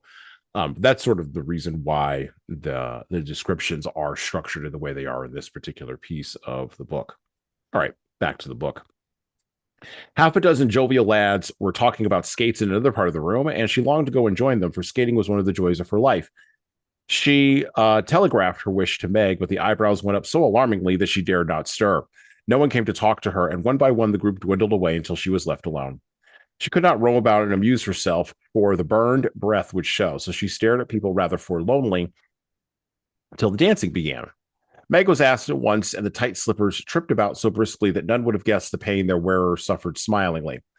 Jo saw a big red-headed youth approaching her corner, and fearing he meant to engage her, she slipped into a curtained recess, intending to peep and enjoy herself in peace. Unfortunately, another bashful person had chosen the same refuge, for, as the curtain fell behind her, she found herself face to face with the quote-unquote Lawrence boy. "Dear me, I didn't know anyone was here," stammered Jo, preparing to back out as speedily as she had bounced in. But the boy laughed and said pleasantly, though he looked a little startled, "Don't mind me. Stay if you like." "Shan't I disturb you?"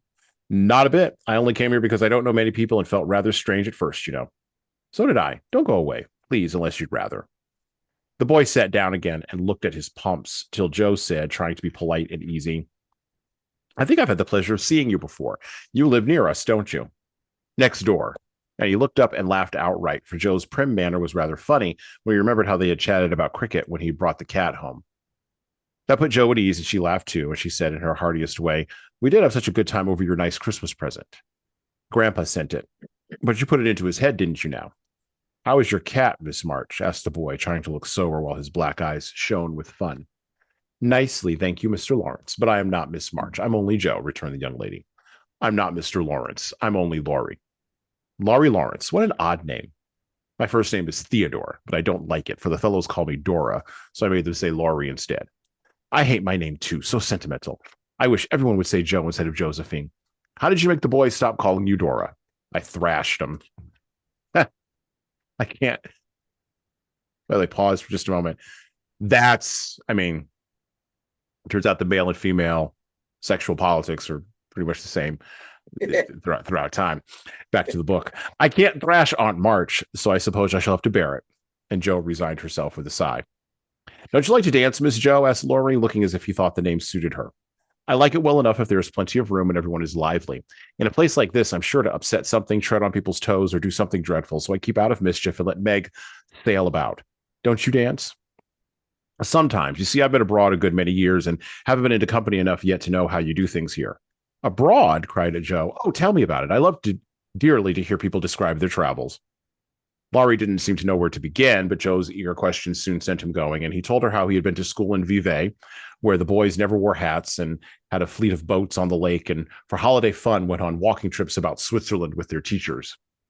Don't I wish I'd been there, cried Joe. Did you go to Paris? We spent last winter there. Can you talk French? We were not allowed to speak anything else at Vevey. You say some. I can read it, but I can't pronounce it. I can't read it either, but he's going to say something about something. How nicely you do it. Let me see. You said, who is the young lady in the pretty slippers, didn't you? This I can't say, though. Oui, mademoiselle. It's my sister Margaret, and you knew it was. Don't you think she's pretty? Yeah, she makes me think of the German girl. She looks so fresh and quiet and dances like a lady. Joe glowed with pleasure at this boyish praise of her sister and stored it up to repeat to Meg. Both peeped and criticized and chatted till they felt like old acquaintances. Laurie's bashfulness soon wore off, for Joe's gentlemanly demeanor amused and set him at his ease, and Joe was her merry self again, because her dress was forgotten and nobody lifted their eyebrows at her. She liked the Lawrence boy better than ever and took several good looks at him so that she might describe him to the girls, for they had no brothers, very few male cousins, and boys were almost unknown creatures to them. Curly black hair, brown skin, big black eyes, handsome nose, fine teeth, small hands and feet, taller than I am, very polite for a boy, and altogether jolly. Wonder how old he is. By the way, pause. That's an Instagram description. Again, nothing's changed. Our technology is just better. Back to the book. It was on the tip of Joe's tongue to ask, but she checked herself in time and with unusual tact tried to find out in a roundabout way. I suppose you're going to college soon. I see you pegging away at your books. No, I mean studying hard. And Joe blushed at the dreadful pegging which had escaped her. Laurie smiled, but he didn't seem shocked and answered with a shrug. Not for a year or two. I won't go before 17 anyway. Aren't you but 15? Asked Joe, looking at the tall lad whom she imagined 17 already. 16 next month. How I wish I was going to college. You don't look as if you liked it. I hate it. Nothing but grinding or skylarking. And I don't like the way fellows do either in this country. What do you like? To live in Italy and to enjoy myself in my own way.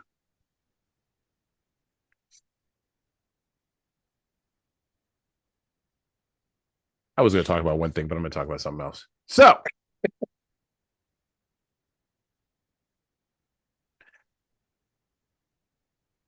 it turns out that men and women still meet each other the exact same way, even in our era. It also turns out that the conversation is probably the most important part of the mating ritual. And yes, we do it on Tinder and Grindr and OnlyFans and Instagram Reels and all this other nonsense these days. But if you took away all of that stuff, the much talked about Gen Zers, who, by the way, are apparently engaged, according to statistics, in the least amount of sexual behavior, both men and women, of any generation in the last 4 generations of American history, apparently are struggling with, and we need to teach them how to talk to each other. So I know that Tom has young people in his home. I have had and do have young people in my home. And one of the things that I do is I take away the phones and force them to go talk to other people. Makes for exciting times. I force them to speak in public.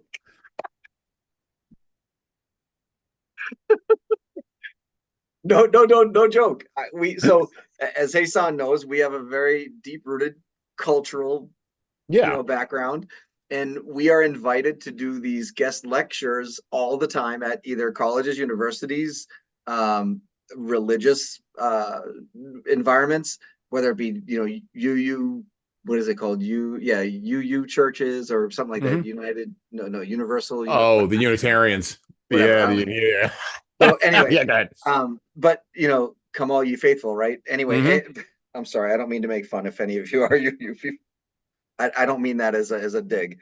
Anyway, but we get invited to all these things, and I go and I do a lot of speaking engagements, and one of the ways that I kind of I force them to the front of the line. I say, well, I want to talk about a particular topic. You're going to talk about it because the age you are, it comes differently from you than it does from me, right? So Hmm. like certain things are just, so to your point, you get rid of the phones. Well, when we're in As those much as you environments, can. we're in those environments, we don't have our phones anyway. So I can't take Right. the phone. They don't have the phone, but I force them to speak in public. None of my kids are afraid of public speaking, by the way. Okay, they're not afraid of public speaking, but are they afraid of approaching someone one on one and having a conversation with them? Because I noticed this starting to happen probably about No, because 10 years ago. what happens at the end of these lectures is we end up sitting on the side and people come up to them all the time to Okay. ask additional questions so they are forced to speak one on one with them. Now, it is a little different to your point. They're the ones being come up to. Sure. They're not going out and seeking these people after these events and saying, hey, do you have any additional questions? I'd like to, ask me this, ask me that, whatever. But it still forces a one-on-one conversation after the fact. Right. Yeah. Yeah. Yeah. Okay. No, that's good. When I read this whole entire section with, with Lawrence and Joe, and they're running around, and then there's other aspects of that in the book as well. And a little bit of talking, and the book does sort of address their, not really courtship, but they're sort of in the 19th century way, kind of going around and around, just like in War and Peace, which we talked about. Um, how that opened with a party. Um, I think again, it's the end of an era, right? Not the end of a civilization. So I think part of the end of an era of mass communication, or putting people in situations where, or not putting people, we are at an end of an era when the ability to engage with people in mass one-on-one in person, um is less useful for getting the message out, whatever your message may happen to be, than engaging with someone electronically or engaging with people electronically, and hoping that you're blasting into this void of people who are going to engage with you, which of course is what the internet has taught us. It's taught us how to do that. So I'm sure your kids know just as well as mine do that if they have 11,000 followers on Instagram, they can go talk to all 11,000 of those people, which is way more than the 100 people or 200 people that may walk up to them, 10% of whom may actually have a question for them at the end of a particular speaking engagement. If the percentages are the same with your engagements as they have been with mine in the past, it's usually under 10%. Yeah. You know, and so where the value is, I think also is something that's shifting around, and we don't really know how to effectively articulate that to people. And so I try to articulate to my kids that the value of engagement is in that interaction with that human being, not in the technological object you have in your hand. For sure. And that's a difficult lesson to kind of get across. Sometimes you got to be, well, sometimes it's like taking away the stick from my 7-year-old he wants to put in his mouth. So, well, and I think there's something to be said too. So the whole taking away the phone thing, I don't quote unquote take it from them, but sure. we've had a long standing tradition in my house where we don't bring the cell phones to the dinner table. So Yeah. like, Yeah. no, we don't sit down and eat dinner every day at 5 o'clock. Like we're not that kind of family. And if everyone's schedule is all over the place and you're sitting down at the dinner table by yourself and eating, have your phone, who cares? But the second an additional person sits down there with you, the both of you put your phone aside. Yeah. Like that's kind of been a rule of thumb. Now that goes to before my kids even had cell phones, and my wife and I were the only ones in the house that had cell phones. Yeah. We wouldn't bring our cell phones to the table. So Yeah. it just became a habit that, and because mom and dad did it when our kids were teenagers and started getting cell phones, they just followed suit. So that, Right. and now my kids are all, even though they're young, they're still young adults. So Yeah. my youngest is graduating college next week, but as even as adults, they still come to the dinner table with no cell phone. Like Yeah. it's been a habit of ours. So, and to your point, it's just because you want to be in the moment. It's not about, like, for us, it's not about, we don't use that scenario to justify the quality interaction, human to human interaction. We justify getting rid of the cell phones in that environment about being in the moment, In the moment. Yeah. because it's not about one-on-one interaction at that point. We have, very typically, just to give you an idea, we don't eat every day at dinner. We don't eat dinner every day as a family, but on Sunday we do. Sunday's our day. Everybody comes to the table. There's usually 10, 12 of us that sit at the table, depending on who's coming over for dinner. Mm-hmm. Like my nephew will come, my aunt, whatever. So we'll have additional family members, but you're not getting one-on-one interaction at that point, but it's still not any less valuable to have that collective of human interaction and the different varying degrees of generations at the table. And, Yeah. like we have, my nephew has a daughter who's only 2.5 years old. It's important for her to see at 2.5 that we're all talking to each other and not looking at our phones. Right. So There's an important piece in a little bit, which we're not going to get to today because we got to wrap this up. But there's an important piece where they sacrifice, the March family does. They sacrifice their Christmas, right? For a family that's down the street, right? Who's, they're immigrants, and they're poverty stricken. And so they literally pick up their entire Christmas and they take it down the street, and they're stuffing, cloths in holes in windows, and they're feeding like the little sickly kid. And, they're giving up their Christmas breakfast, which is like milk and bread. Like it wasn't anything huge, but those people had nothing. Right. And so they're taking that down the street to those folks. And it's a touching moment. And I think it's in like chapter 3 or 4 of Little Women. And that ties into what you're talking about here, because one of the thread lines through the book is traditions, right? And the power of traditions, right? Even in the midst of an apocalyptic civil war where everything's falling apart and you can't get anything more than bread and milk on Christmas, there are still traditions that matter to engage with folks around. And one of the things that is interesting to me is, as society gets redefined in a seculum, at the end of a seculum cycle, right? At the end of a historical cycle, traditions get redefined as well. But the core of what people require hasn't changed for 5,000 years. How we do that may change, right?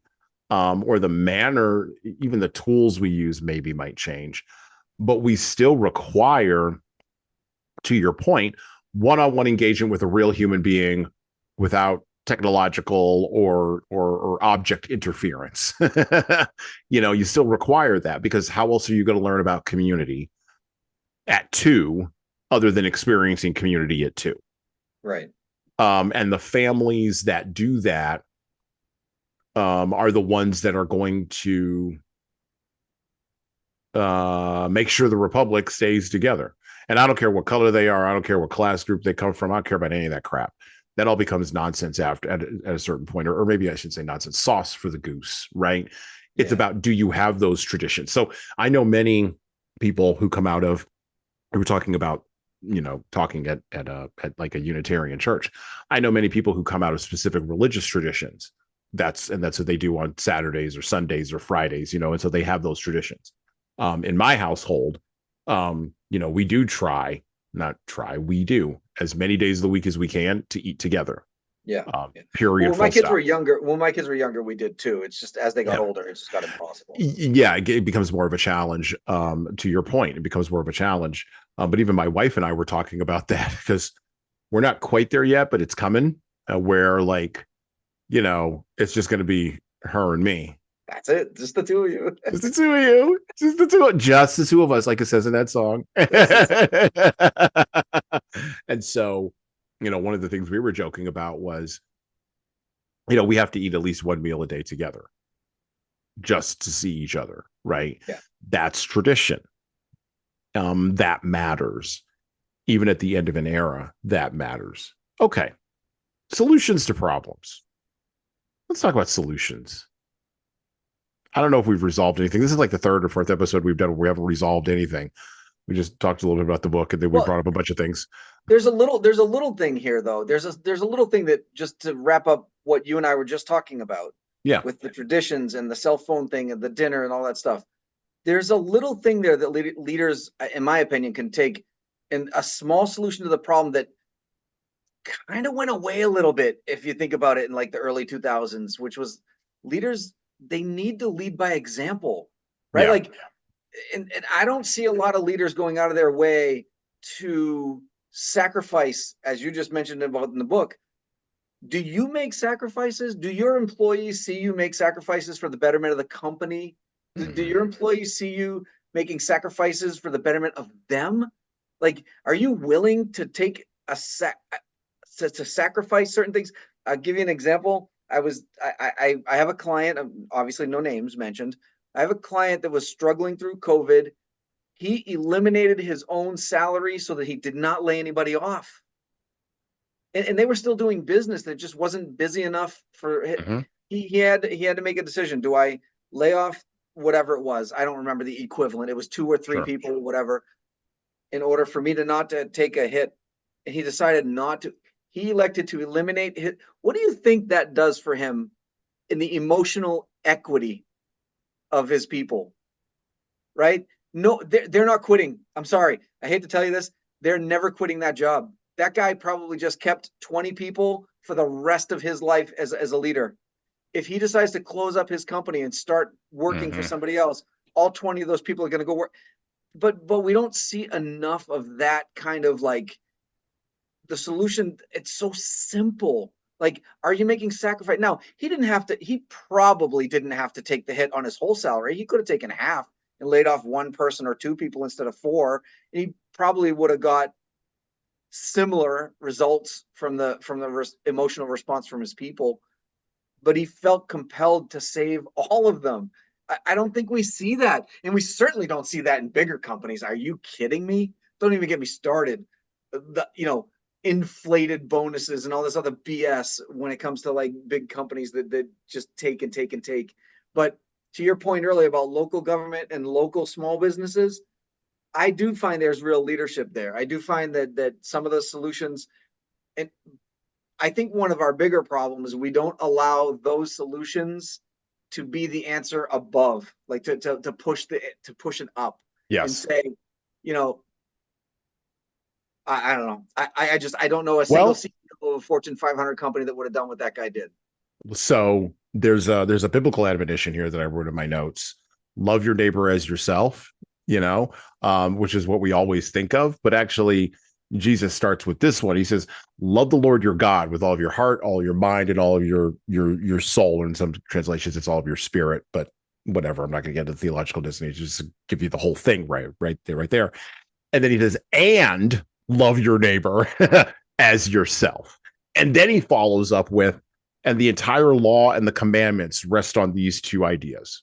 That's the whole structure of reality.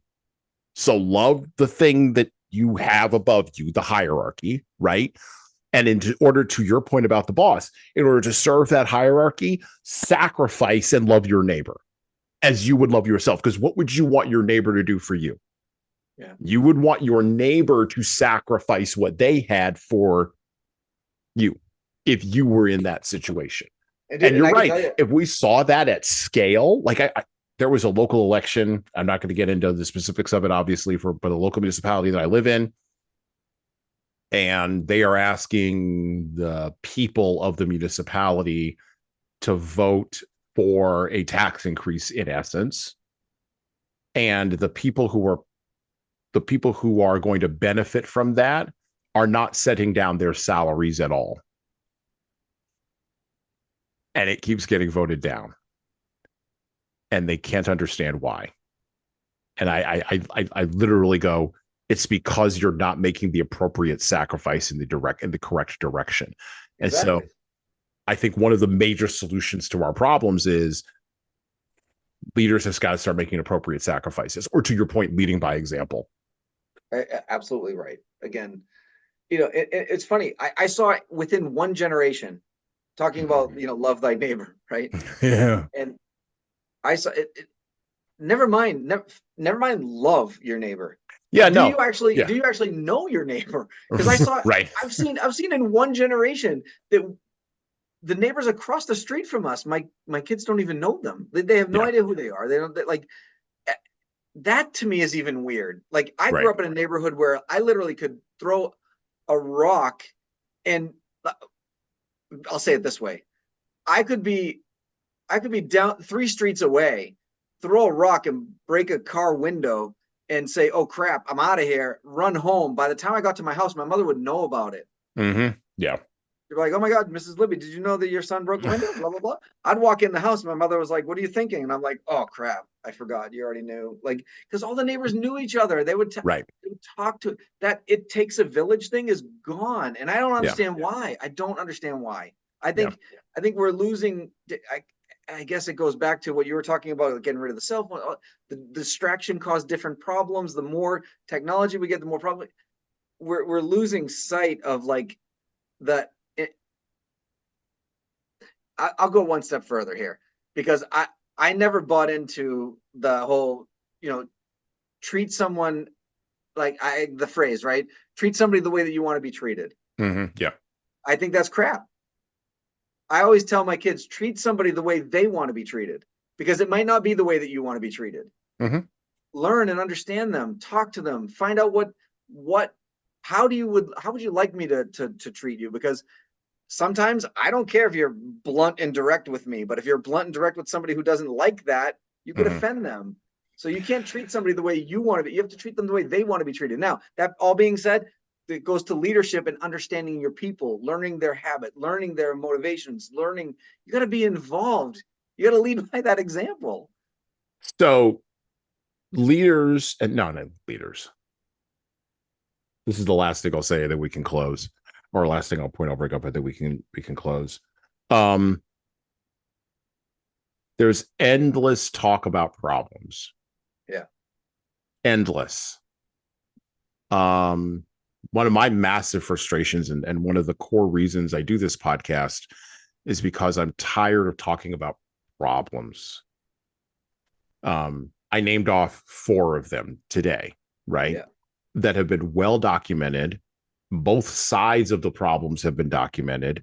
All aspects of the problems have been documented. And for those of you who didn't hear that part or maybe skipped over it, the 4 problems are, diversity, personal debt, personal credit card debt, COVID, and the 4th one was I can't remember what the 4th one was. It doesn't matter. Those social media fragmentation.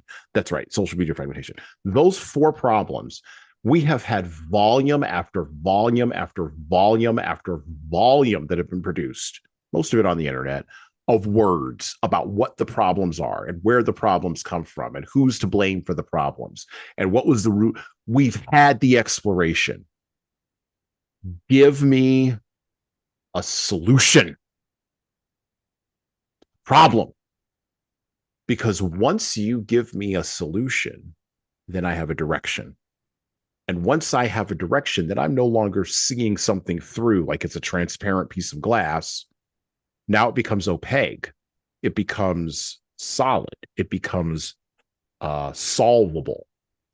All 4 of those problems have solutions. We may not like the solution. It may not make us comfortable. It may be hard to implement. I'll grant you all of that. It may gore some people's sacred cows,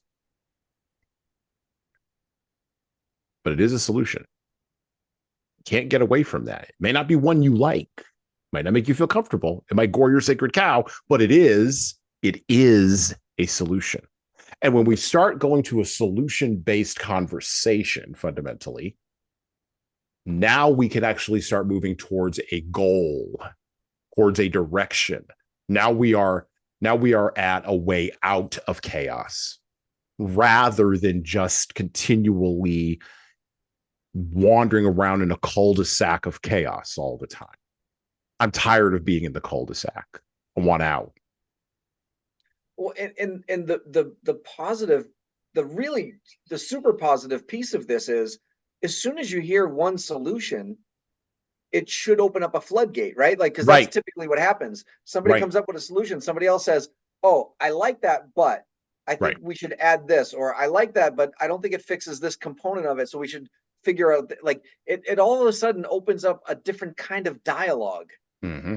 That now all of a sudden, okay, it may skew your pathway. Like, you just said that at least you have a direction, at least you have it might skew that a little bit and open up the road a little bit.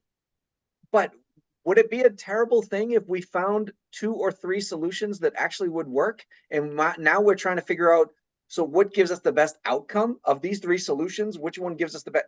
It's a different conversation at that point. Right. But I agree with you. I think I think at least 2 of the 4 that you just named, we're not going to see solutions come for a long time. Yeah. I mean, honestly, the social media thing, I think we're just creating more and more, because every time we turn around, there's a new one there. TikTok has opened up a completely different door of challenges that Facebook didn't have. And now Facebook saw that and they said, we can do that. And social media, I think, is going to be, the solution to the social media dilemma is better parenting. And I think until somebody tells parents that they need to be better parents, that's not going to fix itself. Social media is never going to fix itself. And we're certainly not going to police it, because you got all the people complaining about the First Amendment infringement and all this other stuff that happens. So people are afraid. They're afraid to fix the social media problem. But I think we can, if we get better parenting out of it. So, like, if we can get these younger parents to understand that social media is a problem and that you need to help your kids solve it, I think that's going to be that's the only solution I can see forward from this, at least the social media part. There's another one in there. There's another one in there that I thought I think very similarly to. We don't have to go into all of them, but there's another one in there at the very least. 2 of the 4 that you mentioned. I think that parenting is the problem there. Yeah. Not the government, not leadership. The leadership comes from within at that point. It's what's the leadership structure look like within the home? How do you start teaching your kids to be just human beings and better people? Like, how very pre-modern of you, Tom. I don't know. Maybe you know what? Well, you know what? What can I say? Do you see the gray hair? You've seen a few sunsets and a few sunrises, a few summers. I often say this, and I'll close with this. I've been saying this a lot lately. Postmodern problems require pre-modern solutions. And we ignore those pre-modern solutions because we think we're more sophisticated. And there's nothing harder to break than the iron triangle of, like, arrogance, deceit, and then just, like, resentment. But you've got to break that iron triangle if you want to actually get to a solution to a problem. Listen, Occam's razor has been around for eon, right? Oh gosh, yes. Yeah. And it still applies today. Most times the simplest answer is probably the right one. So why are we trying to overcomplicate and over sophisticate every single problem we encounter? Sometimes it really is simple. And with that, I'd like to thank you for listening to the Leadership Lessons from the Great Books podcast today. And, Tom and I are out. Thank you for listening to the Leadership Lessons from the Great Books podcast today. And now that you've made it this far, you should subscribe to the audio version of this show on all the major podcast players, including Apple iTunes, Spotify, YouTube Music, and everywhere else where podcasts are available. There's also a video version of our podcast on our YouTube channel. Like and subscribe to the video version of this podcast on the Leadership Toolbox channel on YouTube. Just search for Leadership Toolbox and hit the subscribe button there on YouTube. And while you're doing that, leave a 5-star review if you like what we're doing here on Apple, Spotify, and YouTube. Just go below the player and hit 5 stars. We need those reviews to grow, and it's the easiest way to help grow this show. And tell all your friends, of course, in leadership. By the way, if you don't like what we're doing here, well, you can always listen to another leadership show. There are several other good ones out there. At least that's what I've heard. All right. Well, that's it for me.